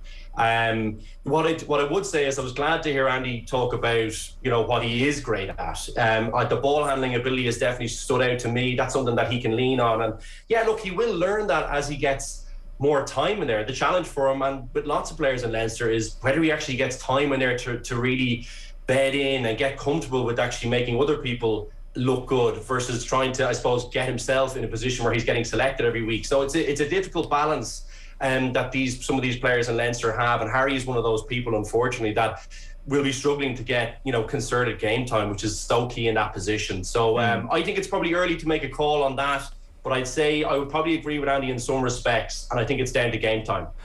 Exactly, and I think that's the point he's trying to make as well, is that he has a limited window in which to impress his coaches, and therefore he's going to be trying that extra bit rather than, I guess, as he put it last night, being in third gear voluntarily for a bit longer, getting the best out of your teammates, as Ross is so adept at doing. And it's interesting, your name actually came up in the conversation afterwards, because Matt Williams said that he thinks it was around 2012 when you were coming back from injury, and maybe you were just trying things a lot. You were perhaps overplaying when you were trying to get back from injury, trying to get your name back on the team sheet. But like, I'm not sure what your recollection is of it, but he finds a comparison between that and Harry Byrne's situation at the moment, because let's not forget, he has been injured and he is trying to perhaps overplay at times. I'm not sure if that's something you go along with.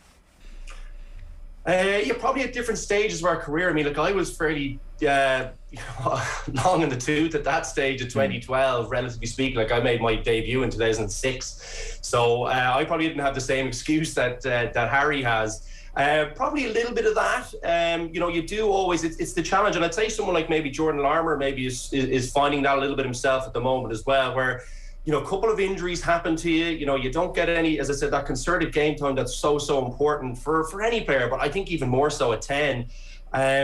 You do end up kind of trying a little bit too hard, trying to maybe, you know, break a team down, or try and make the big play a little bit too early, or just get a little bit nervous and anxious to get involved and have an impact. So certainly that was what I found. I'm not sure it's so difficult to say with Harry, because we've just seen so little of him. Like, I feel unbelievably harsh actually being anyway critical of him at this point. But look, that's the reality of the situation there. He's playing competing against his brother at the moment for that position, who is, regardless of what you think about Ross Byrne, I think he's been treated quite poorly actually at international level. I think he's an outstanding player. He's a really cool head on his shoulders. He's a calm operator. They're difficult people to come up against, and he has that experience over his brother. So yeah, like, it's hard trying to marry that kind of being a team player versus getting your name in the headlines and trying to get back in the team. And I'd say that's been a struggle for a few people, and I'd say I probably found that myself, maybe just trying that little bit too hard. So yeah, it's an interesting point Matt makes. I think Harry is the better excuse than me, though, I think, given that he's only at the start of his career. Who are you starting this weekend? Sorry? Who would you start this weekend at 10? I think I'd start Ross. You know, it's just given the new format, there's real pressure to get off to a good start in the competition, and I think he's a steady hand. I still think he's a big game player. And to be honest with you, one thing I would say is, given the quality of the opposition that Leinster are up against, I mean, either player I think should be able to get the job done. I mean, Batter 0 for 9 in the Premiership, languishing at the bottom of the table. You get off to a good start here and you pummel them in the pack, which Leinster are very capable of doing given all the quality they have there. Should be an armchair ride for whoever's in 9 and 10 and subsequently the rest of the team. So I don't really think it matters as much, but I think if you were to be, you know, if this was a big one, you'd start Ross. I think that's probably the basis on which they should select the team on. If that happens at the weekend, you're then thinking, assuming Ross is his usual assured self and doesn't really put a dramatic foot wrong, that maybe he has the jersey in these big games, and maybe the only game experience that Harry Byrne will get between now and next year's Six Nations is the odd URC game, and maybe against weakened opposition, and that is when you start to have a little few concerns about the actual game time that he is going to accumulate before the end of the season.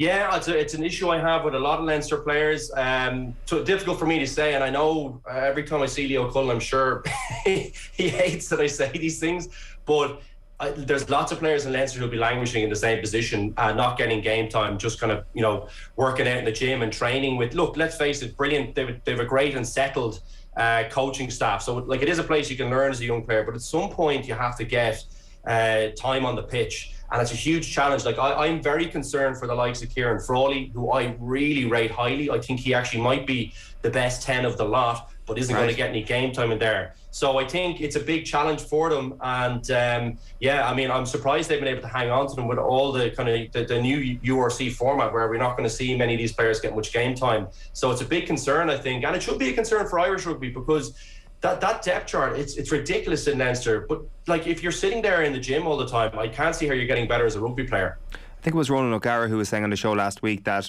you can do one season of that you can really be a sponge to a Johnny Sexton or to a Robbie Henshaw, like say if you're Kieran Frawley and flittering between 12 and 10. But after that one season, really you need to go and get game time. And in fairness, Kieran Frawley's a bit older than Harry Byrne, isn't he? Like, so he's actually had that experience for a few seasons at this point. So what do you do if you're in Frawley's position at the end of the season and you're still not edging ahead of any of these guys? Well, I think he has to move, if I'm being honest. Like, I can't see him. So he's made this move to the centre. He's a lovely player, but he's not going to be physical enough to play I must preface this with the aim should always be to be an international rugby player, in my opinion.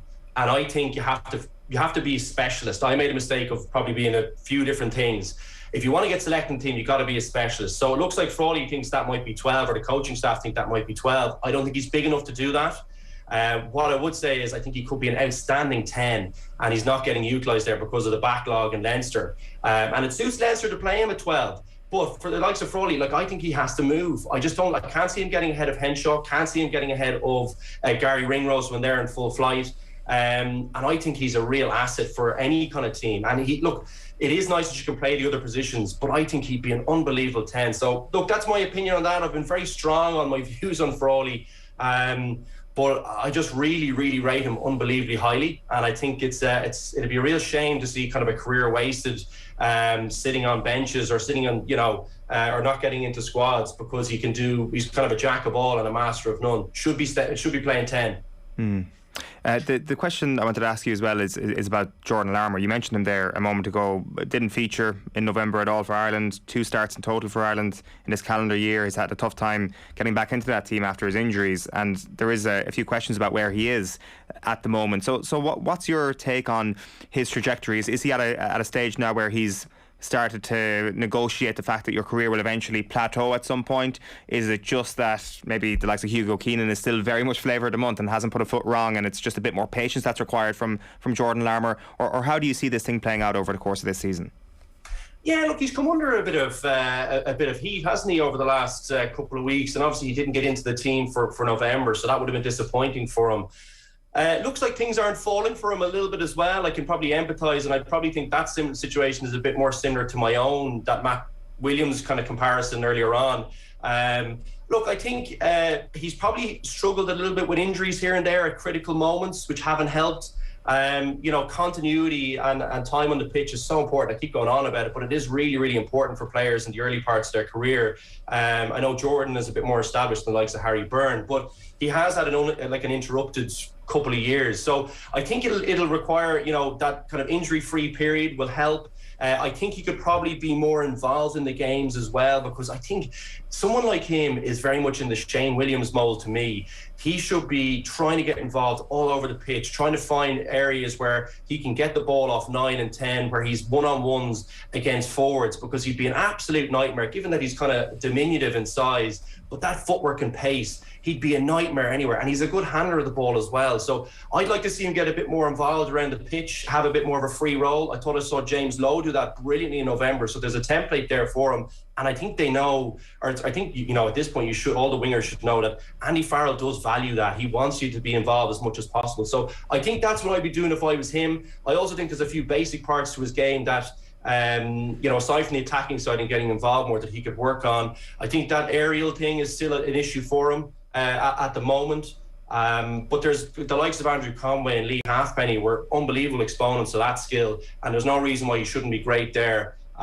So there are a few things that I think he can work on that are very fixable. And I expect to see him, regain form very, very quickly. He's an outstanding footballer, very exciting talent, and he should be competing for that jersey in the Irish team because he can add something certainly different to lots of other players. It's become a big talking point this week because Stuart Lancaster was asked about it in his press conference. I think it was on Monday, and he says we ask our wingers to do a lot of work off the ball. He's asked here about Jordan Larmour potentially putting on a little bit too much bulk. He rejects that, by the way. He says, I think Jordan has still got the capacity to do that, to do a lot of work off the ball. The last thing you want to do is make him too big from a size point of view, so he loses his point of difference. So again, I should reiterate, he doesn't think that he's got too big, but just in general, when it comes to wingers, Luke, is there always that constant caution that you need to have about the work that you do in the gym, about keeping that pace and the bulk that you choose to put on? Yeah, I think so. There's obviously different people. You've got the extreme versions of the likes of Nadolo and these players who, at some point, the size will tell. And it is nice to have a certain level of that at international level because, you're going to have your periods in the game where you're coming up against brilliant athletes in large amounts of space. And if you do struggle for the size part, your technique has to and your commitment have to be brilliant every single time you enter into a tackle. So there is that element that you have to get to a certain size, but it is his point of difference. As I mentioned earlier on, he does add something different to the team and you don't want to lose that. And I think as well, for someone like him, he's got to recognise what his strengths of his game are versus, yes, you have to work on some of your weaknesses so that you don't get exposed too often. But his strength is always going to be what he can add to the team in attack. That footwork, that pace off the mark, that ability to find a gap where no one else can in the team to break an opposition, defence down. That's his strength. And I think, as I said earlier on, that little bit of fitness, could be the key difference that he has amongst players who are carrying maybe an extra 10 or 15 kilos, when the game gets quick, towards, 60, 70, 80 minutes. Someone like him would be your worst nightmare coming up against you because he's still fit, he's still flying around the pitch, he doesn't have much weight on him, so you'd expect him to not be breathing heavily, and that's where he could really, really expose you. So that's his strength. You'd like to see him focus on that. And as I said, I'd love to see him a bit more involved off the ball, particularly on the other side of the pitch, or pretty much anywhere really. That kind of free role is what you want to have someone like Jordan Larmour having. It's amazing when we have all these discussions about Leinster, you'd swear that there was, a big debate about the direction that the team is going in or that they're struggling in some capacity, which is absolutely not the case. I mean, you look at their squad, Luke, and you go through the other squads that are going to be in contention for this year's Champions Cup. I'm sure as a Leinster man, you're pretty confident about this Leinster team finally getting back into the winners' enclosure. I am. I still think, they're frontline guys. Like James Ryan, it becomes unbelievably important to this team, I think. So they need him back. And he quietly went about his business in November, I thought, and he's coming back to form. I was really, really happy with how he was playing as an Irish fan. But I think Leinster need him badly too, to be playing really, really well. I think he struggled with injuries himself the last couple of years.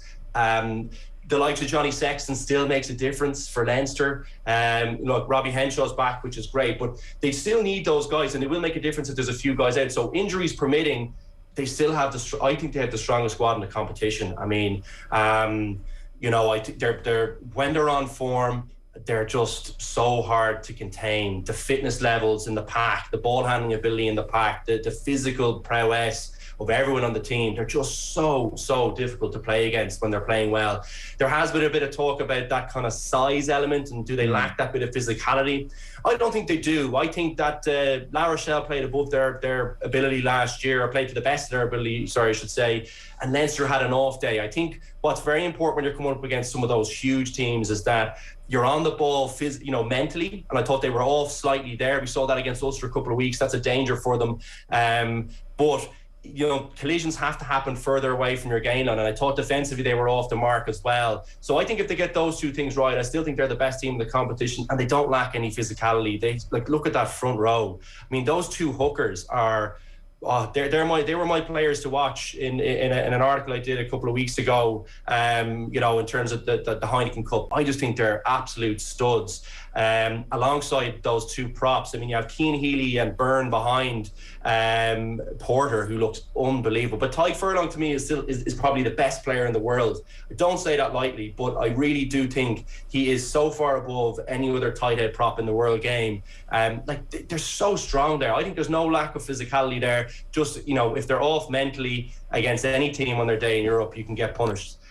Still, to my mind, they're the team to beat. Yeah. Best player in the world or best tight head in the world? Best player in the world. Right. Best player. If you think about how important tight head prop is, if you think about the difference between, I looked at that list and I said to myself, well, who's the furthest ahead of any other player in the world in their position? And I think that's Tadhg Furlong. Dupont is an unbelievable rugby player, but Aaron Smith is bloody close to him in my mind. And I could think of a couple of guys who are very close to Hooper, I think is outstanding as well on that list. But Tadhg Furlong, how he hasn't had a nomination so far, given how important a tight head prop is as well. I mean, your team collapses if you don't have a tight head prop. Collapses. You literally, any drop ball, any mistake you make, you get completely destroyed. So I think he is the best player in the world, and I don't make that statement lightly. So if you were doing a World Rugby draft, your number one pick would be Furlong ahead of Beauden Barrett, ahead of Antoine Dupont. Well, there's a reason the tight head props are the highest paid players in most of the leagues. It's because they're the most important. Yeah, no, fair point, absolutely. Just quickly before we let you go, Luke, we're completely out of time, but Munster, Connacht, Ulster, I presume you're calling a healthy Leinster win. How do you see those three games going out of those three provinces? Are you seeing a possibility of 2 wins out of the 3? No, I think Connacht will beat Stad. I think Ulster you're right, 2 out of 3. I think Ulster will get a bonus point though. I think they'll be really disappointed with that match against the Ospreys after a brilliant performance against Leinster. They're kind of a week-to-week team, I think, at the moment. Still can't get that consistency. Munster, I actually feel like they might get the win. Yeah, I think there's enough experience in there. They have a strong enough backline to pull out a big performance. And at a minimum, they should be looking for a bonus one. But I think they might sneak a win over there, Owen. So yeah, 2 out of 3. Just too hard for Ulster to probably get the win over in a very difficult Stade Marcel Michelin. But I think they might get a bonus point, yeah. So hopefully a big weekend for the Irish provinces. Yeah, for sure. Just a reminder that Luke has been speaking to us this morning around the launch of this year's Goal Mile, proudly partnered by AIB. You can complete the Goal Mile by registering at goalmile.org and taking just 2,000 steps in any place at any time during the month of December. Luke Fitzgerald, great stuff as ever. Thanks a million for joining us. Cheers, Owen. Thanks for having me on. Cheers. It is 11 minutes past 9 on this Thursday morning. OTB AM is brought to you by Gillette. Good morning. Start with Gillette. Put your best face forward with their new and improved razors. Let's tell you what's coming up on OTB Sports Radio today. From 1 o'clock is OTB Gold. Barry Ryan talking about his book, The Ascent. Leaders' Questions with Stuart Lancaster coming your way at 3 o'clock. A retro panel on League of Ireland players in England from 4. And then Michael Conlon speaking to us after his exit from the 2016 Olympics is OTB Gold from 6.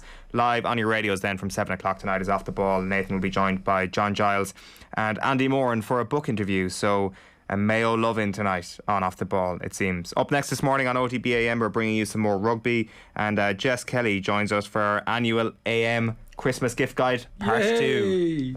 OTB AM.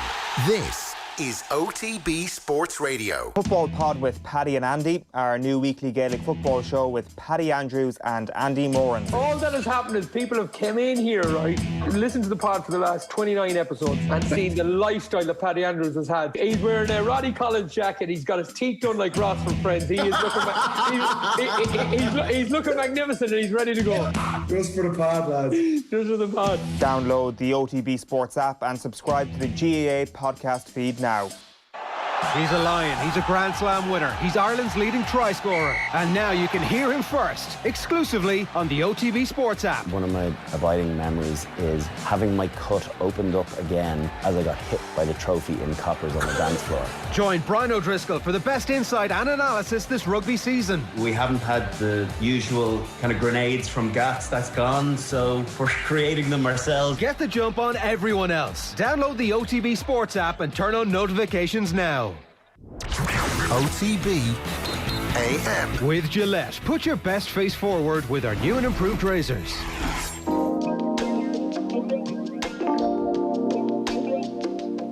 I don't know. Like someone that had a huge impact on me was Brad Thorne. You know, it would be good not to be the oldest player in the squad as well. So if we get him back, it would be nice. You know, he was brilliant for us when he came in and was a big part of us lifting that third European Cup at the time. You know, he was huge, and obviously someone like Scott Fardy, who's you know, had such a huge, and he's only just gone, but you know, in and around the place, you miss him. You miss his personality and his leadership, and so yeah, take your pick. One of those two. George Smith. Didn't even have to think about it. No, well, listen, I've been really fortunate to coach a lot of very talented rugby players, but I'd have to say George would be right up there with the best I've seen. And he just had a capacity to change a game when he was on the field. So I don't know George is probably 40 now, but he'd still be able to put on a 7 jersey and do pretty damn well, I'd imagine. So yeah, and that's not been disparaging to anyone else that I've coached, but George would have to be the standout. Richie McCaw was pretty handy. He was all right. Yeah. Dan Carter's not too bad. Brad Thorne for me. Those are probably three All Black guys that I think are pretty good. But you know, it's hard to go past Aurélien Rougerie, you know, club legend. You know, his spirit that he had here would be pretty inspirational for our current group. You know, the Brian O'Driscoll to Leinster. Well, this guy's that of ASM. You know, he's an iconic player and you know, someone that is got their place in history. Absolutely. But that's probably the player. The impact that I think he had on the group was at the end of his career. His body, as I say, he played 400 odd games. His body started to feel all of those games. But every time he laced on the boots to go out to the training field, you know, he'd shake himself down, he'd be out there and he'd set a standard that, you know, it meant that no one else had an excuse. If, you know, if Roro can train like that, if he can bring that level of energy and enthusiasm and quality every day, he didn't let anyone else off the hook. I'll bring in Radiki Sama because, and he could just be the same age he is now. I don't know what, and I imagine he'd still be unreal. That bloke, he's probably like 50 now, and he still runs around and he's still looking better, Nick, than half the blokes on the field as well. So I'll bring Radiki Sama, and he can play back row or wing. I don't mind. Probably guys who kind of just kind of in our early time in the Premiership came in and just did an incredible job for us. I mean, I remember we managed to sign Surrey Nakalavuki in our early time in the Premiership in a little bit of an odd way. You know, he became available in a summer, and it was at a time when Ali Heath, our backs coach, was actually on holiday with his wife, and I think part of their holiday they travelled through either New Zealand or Fiji or whatever. And I think he was supposed to be involved in a game over there, and Ali had arranged to try and catch up with him, and then he didn't turn up, and as typical Fijians kind of didn't turn up for a game or something. And we ended up signing him, and he came in there 2 or 3 incredible seasons for us. And there were 2 or 3 games in really important seasons for us when we were trying to stay up, where he kind of kept us in the game by just scoring tries out of nowhere, almost like he just said, right, I better win this game now. There's 10 minutes left. And so, you know, guys like that, and he was a real character as well, as anybody who knows him would tell you. So I think those are the guys you kind of have a fondness for. But if you talk about the real workhorses we had through the side, obviously my brother Richard he's still the guy who's played the most league games for us ever. You can't not want people like that around.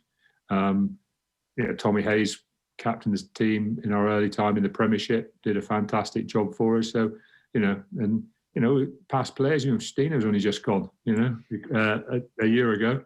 He did a pretty good job for us. So we've probably got numerous guys here at Exeter who we'd probably like to see carrying on forever, because they did such an incredible job for us for over a few very important years.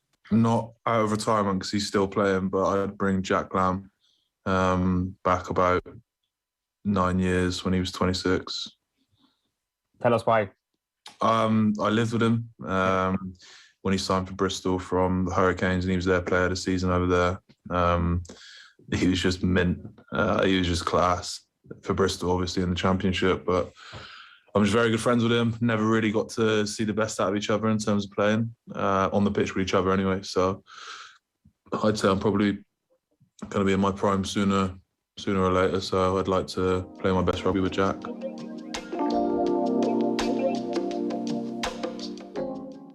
Yeah, Johnny Sexton, Andy Friend, John O'Gibbs, Rob Baxter, Ellis Genge and Jared Butler there speaking about the players they'd love to bring out of retirement ahead of the launch of the 2021-2022 Heineken Champions Cup season. And just a reminder that Wasps against Munster is live and off the ball this Sunday from 3:15. Now, at 19 minutes past 9 on this Thursday morning, I'm very excited for this. This is the OTB AM Christmas Gift Guide 2021 Part 2. Jess Kelly's in studio. How are you, Jess? I'm very well, thank you. Before we begin this, there's just been a couple of comments coming in this morning. Derek Kavanagh, first of all, it says, great to see the Edge in studio to share his football knowledge. There's been a lot of Edge comments, I think, this morning. This morning, to be fair, as well.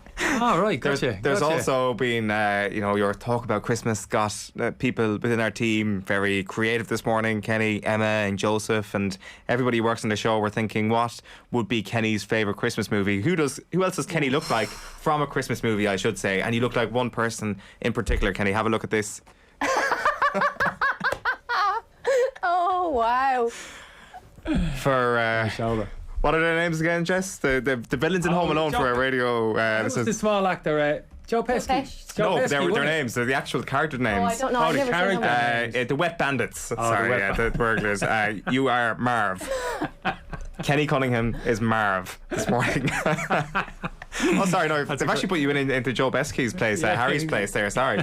I've been miscast. Absolutely, so whether it's a villain from Home Alone or a decent guitarist, it's good to have you in studio with us, Kenny. You are here to help us through Jess Kelly's gift guide. You were in with us a couple of weeks ago, Jess, but you've got even better stuff for us this morning. Yeah, and this was very much all put together with Kenny in mind, because I think it was last year or the year before we had Kenny in, and it blew his mind that game consoles were things. So I think what I've tried to do now is show some of the gifts that you can have, and he's going to be my beautiful assistant and like James Bond on me gadgets. Yeah, exactly. Like Q's walked into the studio. That's it now. So Mr. Bond, your first gadget is in the big black box in front of you there now, the one that looks like a glasses case. Oh right, I was going to say, you threw me there. The only big black box Heavy. in front. Yeah. So this is Facebook's glasses. They're called Ray-Ban Stories. So would you like to model them? I put them on there, Kenny. Why not? This is a heavy. proper, this is a heavy, proper Jess. James Bond gadget. And the reason they're heavy is because in the centre or on the side of the frames, on both sides, there are 5 megapixel camera lenses. Panicking now, I'm sweating. Don't worry, they're not turned on, so you're not going to do anything. So there are lenses in the frames, and then there's also a mic and a speaker built into the arms of the glasses. So you just look like normal, slightly more trendy Kenny there now, sitting there with your big frames. Yeah, it's a low bar, Jess. It's a low bar, let's be honest. It is. But if you wanted, you could say, OK, Facebook, capture a video, and it would capture a short video. You could also say, OK, Facebook, let's capture a photograph, and it would capture a photograph from your lenses. You don't have to move your hands, you don't have to do anything. You just wear your glasses and speak. Now, some people completely despise this idea. What do you make of the concept, Kenny? You've lost me there, to be honest with you, Jess, about 10 seconds ago. You've got cameras in your glasses, Kenny. So you're saying literally vocally you speak to the camera, it picks up your instructions, and actually records. You say visually it records what you're saying, like so a video. You've got cameras here.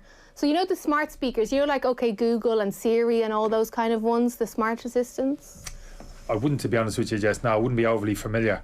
So what's this working off? Is it a watch or where's this information? To your phone. So you have to download a Facebook app onto your phone. It's a different one to the normal Facebook app. It pairs to your glasses. You say, OK, Facebook, take the photo, take the video. It captures it and sends the content across to your device. You can then share it on your social channels. Mark Zuckerberg has obviously enough been demoing them. He's been playing table tennis. He's been water skiing, all while wearing them. And the idea is that you're getting a different perspective on your photographs, because we all know the selfies and you've got the 7 chins because you're holding the camera up. This keeps your hands free and you can shoot what's around you. You can get nice natural pictures and videos of your family and your friends. Some people aren't wild about it though, for I can understand that, what you're saying. a few different reasons. Yeah, because you're very limited in terms of, I wouldn't be taking too many pictures, but generally speaking, it's there, isn't it? You know, it's a struggle to get you and another person, it's a struggle to get you both in, so yeah, I can understand that, certainly. What is the other purpose of this? What else can you do with it other than take photos with the So you can do the calls and listen to your music, similar to the ones that we had last year. You may remember we had the Huawei ones in studio last year that made Jer look like Anna Wintour. So these are similar in that, but they've got level up in terms of the tech with the cameras, and that is the big function. It's all about making you hands-free. As I said, some people aren't wild about it because when you do take the photograph, like, you can barely see the little lenses on the front of the frames. Yeah. But when you can, do, though. yeah, you can. And when the camera is activated, a little red light appears, so it's letting people around you know that the camera is activated. So you can't be a complete creep. You can be a bit of a creep, but you can't be a complete creep. Well, you kind of can on a sunny day when you can't see the red dot too clearly, you know. Tip. Now, I think it's good innovation from Facebook. I do think it's exciting to see that the new types of wearable, because every year we talk about, and we will talk about, watches and so on.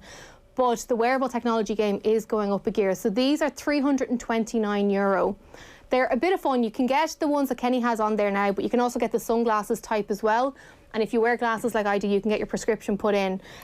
So I just thought we'd start there because it's an interesting innovation from the year, but I'm not sure it's everybody's cup of tea. It's an interest, because like I'm old enough to remember the Google Glass, and what happened to that, I thought, was the end of sunglasses technology. But then again, didn't it take our watches to take it took years for those to take off. The first ones were pretty bad, and now all of a sudden everybody's got one, and they're very useful. But is this what's going to happen with these? Is that the Google Glass walked so that the Ray-Ban, aka the FB glasses, can run? 100%. You know, as I said to you last year, the innovation in the wearables is going through the roof. For the last few weeks, I've had a device stuck onto my arm, and it is monitoring my blood glucose level, it's monitoring my heart rate, it's monitoring how I sleep, all of these different bits and pieces about my well-being, doing it from a sensor in my arm rather than a wearable. So I've often joked that, you know, I'd love to have a chip that would do everything for me so I don't have to mess around with other devices. We're getting there now. Like, we are getting towards that. That company is called Viv. They do incredible stuff. And it is going to be the next iteration of well-being tech, fitness tech. So it's only a matter of time before we see a dramatic shift. But the big thing is, will the average consumer be willing to move with the tech? I think with Google Glass, it came along. Brilliant technology, so innovative, but people didn't like the idea of I could be talking to you but looking up here at other stuff, you know what I mean? So I think we need to bring people with us as the technology evolves rather than freaking them out too much. Will you be taking those glasses with you, Kenny?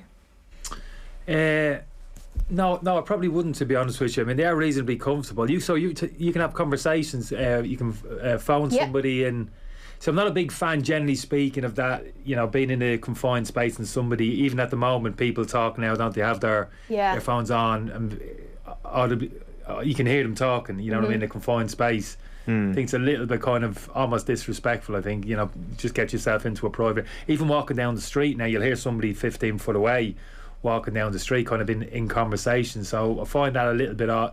I'm a bit self-conscious of that, talking like talking in that manner. I wouldn't do it myself, you know what I mean? Not a big fan of even little. I almost try and switch off from it when I hear somebody else. But the photo thing, I quite like, to be honest with you. Yeah, that kind of option. Yeah, it's some of it is selling it for Kenny. What else have we got this morning? So we're going to go back to basics a little bit, and it's a classic feature of the OTB AM gift guide, and it's a speaker. So the blue thing in front of you there, Kenny, this is a JBL Go 3 speaker. It's 35 quid, and the reason I like this is because it is small, but it is very, very powerful. So the sound, there's sort of that mesh speaker material the whole way around it, so the sound comes out in essentially a 360 direction. It's very small, but it is very powerful. So if you have someone who loves their music, loves their podcasts, anything really that you'd be listening or watching on your phone, you can push the sound through.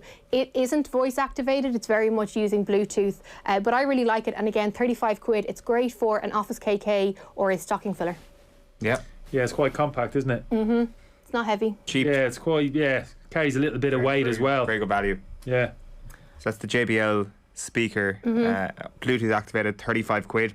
We're moving to the Apple Watch radio next. Sorry, Jess, no radio option there. No, but you can't get little thing at the side, it'll transit, just get your station. Would you be one of those people? In. Are you an FM radio guy?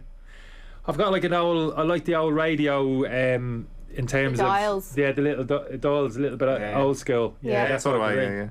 It's important to stay in touch with tradition, Kenny. You can of course listen though on the OTB Sports app, just saying. Exactly. I'm going to do Owen's job from there now. Well, I'm sure you have that, right? Just you can listen to us via the app in the morning. Are these holiday? Are these like? Just change the subject completely. Yeah, I can't do 2 trains at half to focus on one Go thing. on, Kenny, what were you going to ask? This like holiday type thing on the beach. You know, people just and it's waterproof and it's good for the beach because it doesn't get it won't get damaged by the elements outside. So yeah, no, it's a good one for that as well. Yeah, it's just the size, isn't it? I think is the big seller there, isn't it? But the sound quality is class. Sometimes when you buy small speakers, the sound can be rubbish. You may as well put it inside an empty tin of beans. Whereas that does sound incredible, and it doesn't distort if you're listening to it really loud. So again, it's one of the little gems that we have on the list this year. Yeah, that gets the nod over the Ray-Bans. Okay, so that's in first place at the moment so far. So what's our third item this morning, Jess? This one is for you, and when I say it's for you, Owen, you're not actually getting to keep it. I just put it on the list for you. Oh my God, my heart left out of my chest. It's not leather jacket. It's not leather jacket, is it? Old school Fonzie leather jacket. I feel like the T-Birds. No, it is an Apple Watch because as we spoke about a few weeks ago, love an Apple Watch. Owen is a big Apple fanboy now. He's got all of his bits and pieces. So it's this one here that I have. The logo. Oh, it's not this one. That's the Samsung one. So we're going to talk about that in a sec. But this is the Apple Watch, and the Apple Watch 7 was launched earlier this year, but it is super expensive. It's around €600. I bought myself the Apple Watch SE during the year. It's €299, and for me it does pretty much everything that you would want from a smartwatch. Firstly, it's neat on the wrist, so it's not going to take up half your wrist. I always give out about the ones that look like satellite dishes taking up half your arm. But in terms of the fitness stuff, it auto detects when you're walking, running, cycling, whatever you're doing, it'll auto detect that and capture it. And then in terms of productivity, you can essentially control your phone from the watch. So I can read my text messages, I can see who's calling me, I can open all of my apps.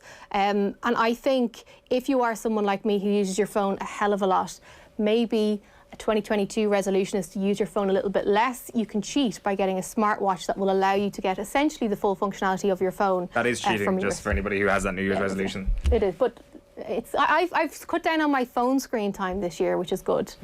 But like, it's outrageous. Using it on the wrist. Yeah. I'm not going to lie. I want one of those. I think you should get one, and I think you should get the SE over the 7 because although the 7 is lovely, the key differences are the screen on the 7 is a bit bigger, it's slightly curved around the edges, it's not going to make or break anyone. And then some of the other features are very much focused on athletes, and I don't think I'm rude in saying... Oh, maybe I was. Take the shame on. Take it. Where did that come from? Came from left field, didn't it? No, hold on a minute. Hold on a minute. No, I'm not. Is that libel and defamation? When I uppercut. eventually get gifted this Apple Watch by Jess later on today, as an apology, I will be taking off my Garmin watch, which of course, as you know, Kenny, is a hugely sporty brand. And I bought this on the basis of it recording exercise as opposed to anything else. That was my number one thing when going for my Garmin watch. Again, I'm open to free stuff from Garmin if any of them are listening, but that is what I will be replacing when I put on this Apple Watch. So unfortunately, I know I'm an Apple guy, just humble brag right there, but if the Apple Watch cannot meet my exercise needs, then I'm afraid I'm out. So what I was going to say and what I should have said, firstly I apologise, secondly you're not getting an Apple Watch, thirdly it does a lot of the basic fitness things. As I said, it auto detects your exercise. You can have the challenge with the phone to try and close the rings every day. The features on the Apple Watch 7 are more for people who want to use the Apple Fitness products, whereby you can watch workouts on your watch and you can have essentially a personal trainer that you pay for from Apple on your watch dictating what you need to do. There's also some good features in there for people with, say, medical conditions. So there's fall detection, which is very useful if you are someone who has either a medical condition or if you are worried about, an older relative. For me, those features, while they're brilliant and innovative, I don't think they're worth an extra €300. So for average Joes like me, I'm not going to include anyone else in any other statement, I think the Watch SE is the way to go. Right, interesting. The next one, I think we're going over to the dark side or to the not so dark side, depending on your point of view. We're going over to the Samsung Watch. Yeah, so the one that you have there, Kenny, is the Samsung Watch 4. This is their rival to the Apple Watch, and it is €279. It looks really nice. It's got the circular face rather than the square face, and it's quite similar in terms of functionality. It'll give you that extra power to be able to do bits and pieces from your phone. There's a lot of sort of computery type tech within the watch, meaning that it's very powerful. It's great from jumping from app to app. You do need to be running Android 11 or newer for it to work, but I think it's really, really nice. So if you are interested in a smartwatch, if you are an Android user, that is the one to go for. And as I said, it's €279. Looks well owned. Sharp this. Night Rider of watches. No, you're not having it? It would match. Hasn't got the name, hasn't got the brand name, I can tell. No, you're not feeling it. I will say it does match your Ray-Ban glasses pretty nicely. I like it. The Edge and his Samsung watch is a good old combination. We've got a couple of other items. Calculator. On it, Jess. No, but I don't think it has foremost. No, but your phone does, and you can also use the voice control technology either in your glasses or on your phone, and it'll do the math. Decided I'm not going with the glasses, well, so I'm heavily dependent on. What phone do you have? Owen, what phone do I got? What phone do I have there? I need it. You haven't got any cases. You haven't got any new cases. You haven't brought any new cases. That really upsets me. I don't know what that is. It's Samsung sounds familiar. Samsung. Okay. Does that make sense? Yeah. He's keeping his phone to himself. That would work with it, but there is a calculator. With calculator. Exactly. It's my point. Key function on a phone. Next on the list is an Irish company that I really, really like. So the small black box that you have in front of you. Wow, this thing. That one. So these are headphones by an Irish company called OneSonic, and these ones are the MXS HD1. Very James Bondy again. Nice. So these are in-ear headphones. They're normally €130, but they're down to 110 at the moment. And I really, really like them. They're noise-cancelling headphones. They sit in your ears so comfortably. But the big thing for me with these ones over any other that I've tried is... Did you try and steal them? Yeah, of course I did. Okay. Steal anything. If you these ones over any other ones that I've tried is that the touch controls on the side is so much better than any of the others. So if you want to pause a song, if you want to skip a song, if you want to turn the volume up, if you want to take a call, they are so responsive. And as I said, they are much more affordable at €129 versus some of the other ones. Again, Apple AirPods are several €100. The Samsung Galaxy Buds, which we all know I love and frequently lose, they are brilliant, but again, they're a little bit more expensive. So if you want to support Irish, get a great product and save a few quid as well. The OneSonic MXS HD1 is the way to go. Brilliant. Absolutely worth supporting them. And if you have them, just do not lose them on the roof of a pretty important shopping centre. That is the only rule of thumb with your Bluetooth speakers, headphones, I should say. Lastly, Jess, it is something that I moved away from this year. It is a Google Chromecast. You know, don't mean to brag, but I'm an Apple guy, Kenny. Not sure if you heard about this. So I got on the Apple TV buzz. Chromecast still there, gathering dust at the back of the TV, not plugged into the HDMI anymore. I'm an Apple guy. I'm an Apple TV guy, Kenny. I just don't mean to brag, but that's just the reality. I think you need to move back to Chromecast. I think you've made a terrible mistake. Why? Well, because I love Apple in pretty much every other regard, but Apple TV to me is just incredibly clunky. I think if you go for the Chromecast and see the white remote that you have there? Yeah. So this is the remote control that comes with the new iteration of the Chromecast. So this is the Google Chromecast with Google TV. Similar idea in that you plug it into the back of your telly and then you have this little remote, and on the remote is a home button, and when you press that home button it pulls up a completely different screen. It's almost like an app screen on your phone, and then it pulls up all of the apps that you have. So if you have Netflix, Disney, Amazon, Apple TV, any of those, it'll pull them into one stream. That's one layer of it. Then when you scroll down, if you want to watch, say, a comedy movie, you can just type in comedy or use the voice control button and say comedy, and it will pull all the comedy movies from all of those different services into one stream. So it means you're not having to open all the different apps and spend hours of your life scrolling through. This is €70, and it is, like, I don't watch normal TV anymore. I don't really mess around with that. I use this, and then kind of where traditional TV listings would be, I now just have all the content from my streaming services, and I love it. That's a good idea. Apple, like I will say, it was sounding very like Apple TV until all your streaming services brought into one. The one thing is that AirPlay is a big plus point for Apple TV for me. Yeah, I find AirPlay, even when you're using it through an Apple TV, I find it sometimes crashes, though. I don't find it as reliable. That is true. I'm not going to lie. Whereas if you go through the Chromecast and then you download the Google Home app on your phone, even if you have an iPhone, it'll work. it's just a much more consistent connection. I remember when I was watching Ted Lasso during the year, the amount of times the AirPlay thing crashed on me, it was so frustrating. So now I don't bother with that at all. Spend the €70 on this. Again, it's a great gift idea, and then you won't have any of those problems. AirPlay does crash, but Apple for life, that is the motto. Google Chromecast, €69 for anybody who doesn't have one, even the basic version. It's absolutely, it will be an essential part of your entertainment viewing. If you already have a regular Chromecast, I can see why you wouldn't want to upgrade, but I think that actually looks pretty cool, to be honest. You don't have a Chromecast, do you? No, I think I picked up some of that. So the issue I've had the last couple of years, I wouldn't watch a lot of telly. But I have a situation, and have done for some time, if I want to jump, say, from the normal telly to Netflix or Prime, or that's difficult. You have to switch off one box, you got to jump somewhere else. So I find that very cumbersome. That's very difficult. So picking up a little bit what you said there, Jess, in terms of like pulling everything together, just kind of simplifying things, whether it's kind of Netflix or Prime or whatever. So if you have your normal TV on and then you just press the power button on your Chromecast, it'll override your TV and pull it on. And again, if you want to flip back, then you just power it off and it'll go back to whatever you were watching beforehand. So it does take a lot of the stress out of it. And also, like the days of having those big boxes and having to go source on your TV and scroll across, all of that is gone now. And I think like a lot of the TV providers are trying to make it as slick as this. But for right now, I think for £70, it is a good one. Yeah, sounds good value, that. Yeah, and I know that like Air, for example, actually have their TV as an app on your Apple TV. So it is all self-contained in some cases. Jess Kelly, great stuff. Thank you very much. Thank you. Jess Kelly, of course, News Talk tech correspondent. Kenny Cunningham, thank you for being Jess's glamorous assistant for the morning. My recommendation. A set of Ray-Ban glasses are about to go missing in the South Dublin area, I think it's fair to say. It is 9:39 on this Thursday morning. OTB AM has been brought to you by Gillette. Good morning, start with Gillette. Put your best face forward with their new and improved razors. Tomorrow morning, Adrian is back in studio. We'll be bringing you the crappy quiz. We're talking Formula 1. There's rugby with Alan Quinlan, and Kevin Kilbane will be with us from Canada to talk football. Right now, though, we're leaving you with Joe and Gabriel Marcotti chatting through this week's Champions League. A great welcome to the show, Mr. Gabriel Marcotti. Hello, Gab. How you doing? Hey, how you doing? So, can we just start off? I know we're going to get into the financial chicanery or accusations of at Juventus and across Italian football in a moment, but just on foot of Liverpool cruising against AC Milan yesterday evening at the San Siro, it has prompted more discussions, I think, about the extent of English dominance in Europe at the moment. They were 2-1 winners.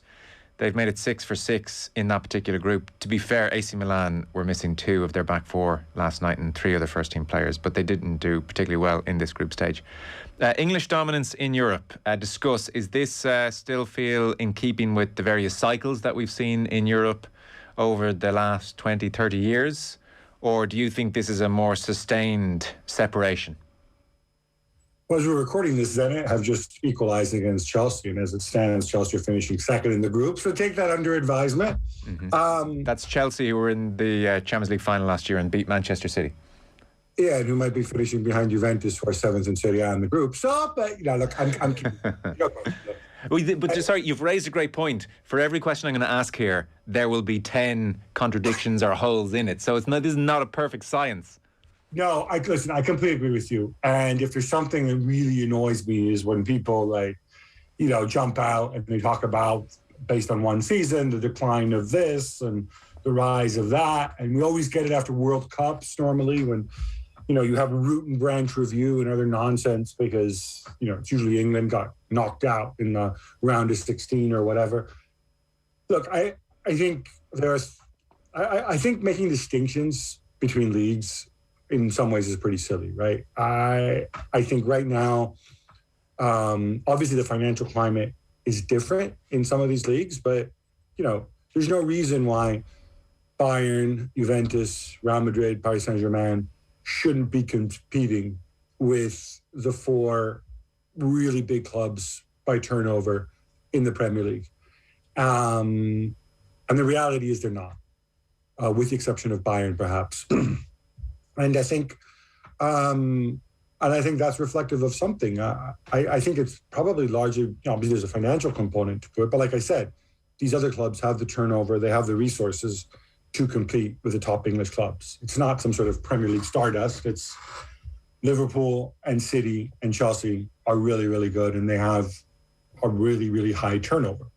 In the case of Liverpool and Liverpool and City, you've got two of the greatest managers in the world right now who've been in their jobs for 4 or 5 years, who've got a tremendous amount of control and input, and they've been basically able to really mold their clubs to their likeness. I don't think that's a coincidence. So yeah, 3 of the very best teams in club football right now are from the Premier League. Although, as it stands, one of them will finish second in the group behind Juventus, who are not in the Champions League places in Serie A. Just pointing that out. Yeah. I know, I can't work out if it's dominant. It's certainly a very good period, but dominant feels like a stretch. So just to remind everyone, last year we had Chelsea and Man City, Champions League finalists. We had Bayern PSG the year before that. Then it was Liverpool Spurs. So you could start to make the argument, geez, of the last 6 finalists in the Champions League, 4 of them English. But then you're straight into 4 Real Madrid titles out of 5, and the other one being Barcelona. And the year before that, it's Bayern against Dortmund in 2013. Previous English winners, Chelsea, when they beat Bayern in 12. So you could very quickly be saying, yes, there is clearly a concentration of money and billionaire owners and the best players and the best managers in England. At the same time, if Barcelona and Real Madrid hadn't made a complete mess of the last number of years, then things would be looking kind of largely okay, and you throw PSG into the mix and it would still feel relatively competitive. Like, it does feel maybe to an extent like it's just the fact that Real Madrid and Barcelona have almost overnight, in some respects, disappeared off the scene, which exacerbates this sense of doom. If I take a step back, and by the way, Chelsea are now losing 2-1. We're writing off Chelsea. They're nobodies. I'd be really cautious in saying Real Madrid have disappeared off the scene. They have a huge league atop of La Liga. They've won their Champions League group, although they got thoroughly outplayed, I thought, by Inter last night. They still have a ton of quality. They've got a manager who's obviously nobody's won more Champions League titles than he has. So yeah, I'd be kind of cautious about that. And they're in an okay financial position to the point that, next summer they'll have a whole load of money to sign a lot of those sort of top free agents that are likely to be out there, starting with Kylian Mbappe. So well, that's a fair point. Rumors of Real Madrid's demise are a little bit exaggerated. Are they? Yeah, okay, because where we last really did a deep dive in where Madrid were was when they were at the point of trying to offload the likes of Varane on the cheap because they needed every cent they could possibly get their hands on. So it's not as bad, clearly, then, as those reports suggest. Why will they have oodles of money next year, for instance?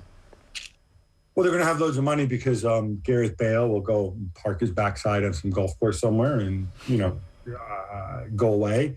That will free up a whole load of cash.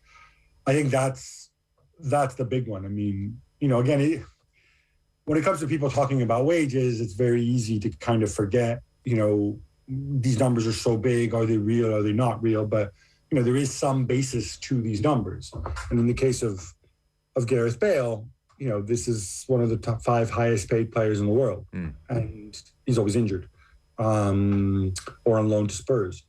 So I think that's part of it. They should also have more money because they've invested heavily in the renovation and expansion of the Bernabeu, which should allow them to generate more revenue. I think Real Madrid, are in a good place. Okay, sold on that. You've made a convincing argument there. So suddenly Real Madrid are back at the table. I think they're back at the table. And I think City will be there because I assume Pep's going to stick around. My one question is going to be, is just going to be Liverpool. Where are they? Just simply because obviously you've got a bunch of stars on whose contracts all expire at the same time in Mo Salah, Sadio Mane, and Roberto Firmino. And you've got a lot of players who are, going to be over 30 or on the cusp of 30. Those 3 guys, Jordan Henderson, Thiago Alcantara's getting there, Virgil van Dijk.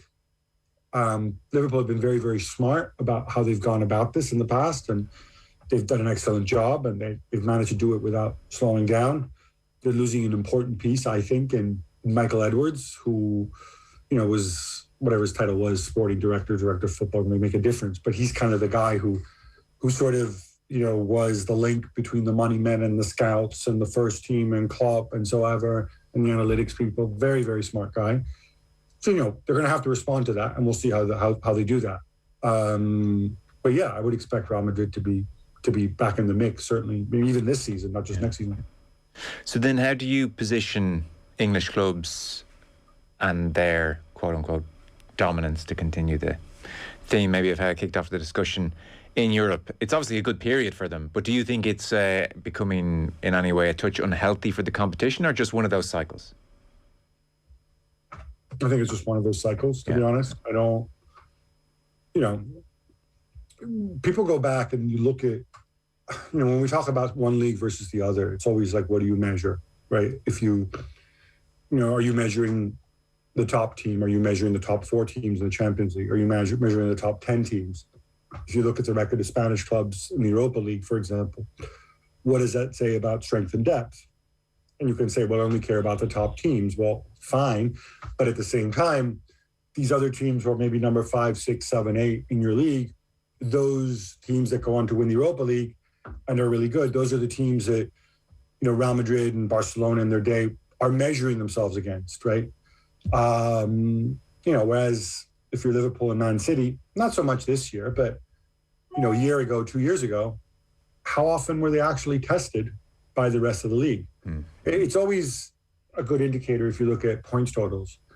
We've had a COVID-affected situation, but in years past, we had 4 or 5 years where people were winning the league with 90 points or more.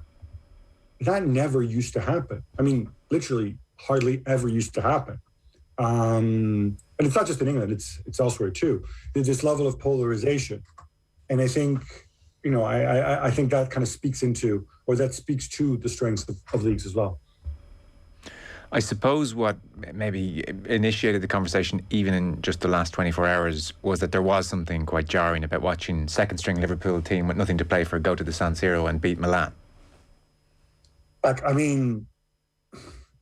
watched that too. I watched Jake afterwards creaming himself before he went over to the cricket and whatever. And then, Michael Owen. What do you want me to tell you? Liverpool are a lot better side than Milan right now. Liverpool rested 8 starters. Milan had 8 players out through injury. 8. Not 1, not 2, not 3, not 4. They had 8 players who likely would have started this game who were out because of injury.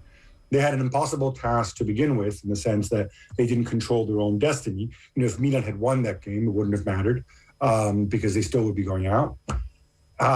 Liverpool aren't just a little better, they're a lot better. And also, on top of that, in some ways, unfortunately for Milan, their players that were out were the ones who were least suited to playing, to facing Liverpool, facing a defense with, Tsimikas and Nico Williams were obviously less tested.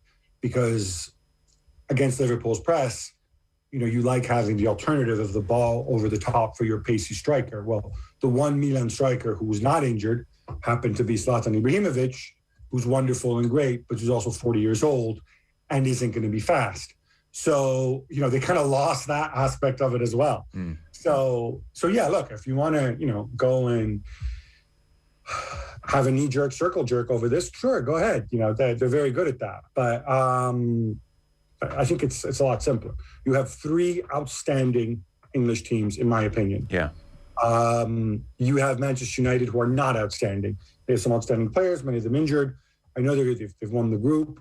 I think it's more of a quirk and more, Ronaldo last-minute heroics that it's happened. I don't think United are anywhere near the level of the top 3 as of right now. Maybe 3-4 months of Rangnick, who knows? But yeah, you have 3 outstanding teams, and I think Bayern are an outstanding team as well, and I think Real Madrid are close to them. And Paris Saint-Germain, I still wouldn't want to face them in the knockouts because they have a shutdown goalkeeper, or 2 shutdown goalkeepers potentially, and they've a ton of experience in this competition, and they have, 3 of the greatest players in history. Who can create out of nothing, and then you've got no answers. Yeah. So I think that is the competition. Those are the core 6 teams who I would place ahead of everybody else in the Champions League. And to be fair, that kind of a dynamic, that isn't a major departure with anything that we've seen over the last 10, 15 years. That number of teams with legitimate chances to win, I think that's healthy enough for a competition. Because there's a lot of doomsday talk about European football right now. Yeah, I think so too. Look, people people love taking like a small sample and jumping to massive conclusions. I mean, I think, in fact, if anything, I think I'm right in saying this. In other years, there was 2 years ago, like there was this ranking where like the top 2 teams by wage bill in every single Champions League group were the 2 teams that advanced. Mm-hmm. Well, guess what? It's not happening this year. It's not working out that way this year. So should that be a good thing? Should we highlight that perhaps instead of, the preponderance of money? Should we highlight the fact that it may be a good thing that Barcelona goes out? It hasn't happened yet. They may still win in Munich as we record this, but I think this is a lot more complex than that. And sorry to throw this one on you. So in so much as you can reach for information to hand, Bayern in many ways impressively keep pace with the oil state clubs and with the Madrids and the Barcelonas over the last number of years. I mean, they pop up 2 Champions League wins in the last 8 years is a very healthy return. They were in the final the year before, so it could have been 3 in 10 years, and they've won, the last 12 Bundesligas? I mean, that's not great for German football. Every title since 2008, yeah. So in Germany, it's utter and total dominance. What is it about Bayern that manages to keep pace with the riches in England and the spending and the kind of generational talents that were at Barcelona and Real Madrid? I think it's very simple. Germany's the biggest economy in Europe, not just by a little, by a lot. Munich is a ridiculously wealthy city, far wealthier than Liverpool and Manchester. You've got German industrial giants signing massive sponsorship deals. For all this talk of commercialization and globalization and the lucrative Asian markets and whatever, stupid buzzwords these people come up with, your bread and butter is your local fans. Yeah. That's where you make the bulk of your domestic commercial income, which is still hugely important. Your domestic TV income, which is still hugely important. And your domestic gate receipts. So when you go to Bayern, as I've had the opportunity to do, they're very proud of the fact, right, that they have kind of this 3-pronged strategy in how they sell season tickets, or how they sell tickets to their fans. On the one hand, I'm gonna get the numbers wrong, but it gives you an idea, right? So it's gonna be like 30%, 200 euros a year, cheap as chips, for the hardcore working class traditional Bayern fan, the guy you see behind the goal screaming for 90 minutes, right? Mm-hmm. Then they reserve another 30% that they don't sell as season tickets, that they sell these to, for example, so that everybody who's a club member at Bayern, every traveling Bayern fan from other parts of Germany, other parts of the world, who wants to buy a ticket to see Bayern Munich once or twice a year can do it. It's a bit like the Norwegians and the Irish who come over once a year to Old Trafford, right? Mm-hmm. And then they have another 30%, which goes to all the rich people in Munich and the rich corporates in Munich. And these are people who will spend like 300, 400, 500 euros, sometimes several thousand euros on a corporate ticket where, they give them a 3-course meal, but it's Germany, right? So the 3-course meal is probably bratwurst and sauerkraut and stuff like that, maybe some apple pie if you're lucky. And they give you some beer and you pay $2,000 for the privilege. That's how they hit the 3 segments, and that's how they make so much money in stadium revenue. It's very difficult for teams in other cities to be able to do that, even equally prestigious teams and whatever else. Throw in the fact that, they have so much money that they hoover up the best talent in Germany from the other clubs. And I think, a lot of people say, is this a problem for the Bundesliga? On the one hand, I think viewed from the outside, the competitiveness, it is a problem, right? It is a problem that Leipzig are knocking on the door and then Bayern just come and spend 25 million and, they take their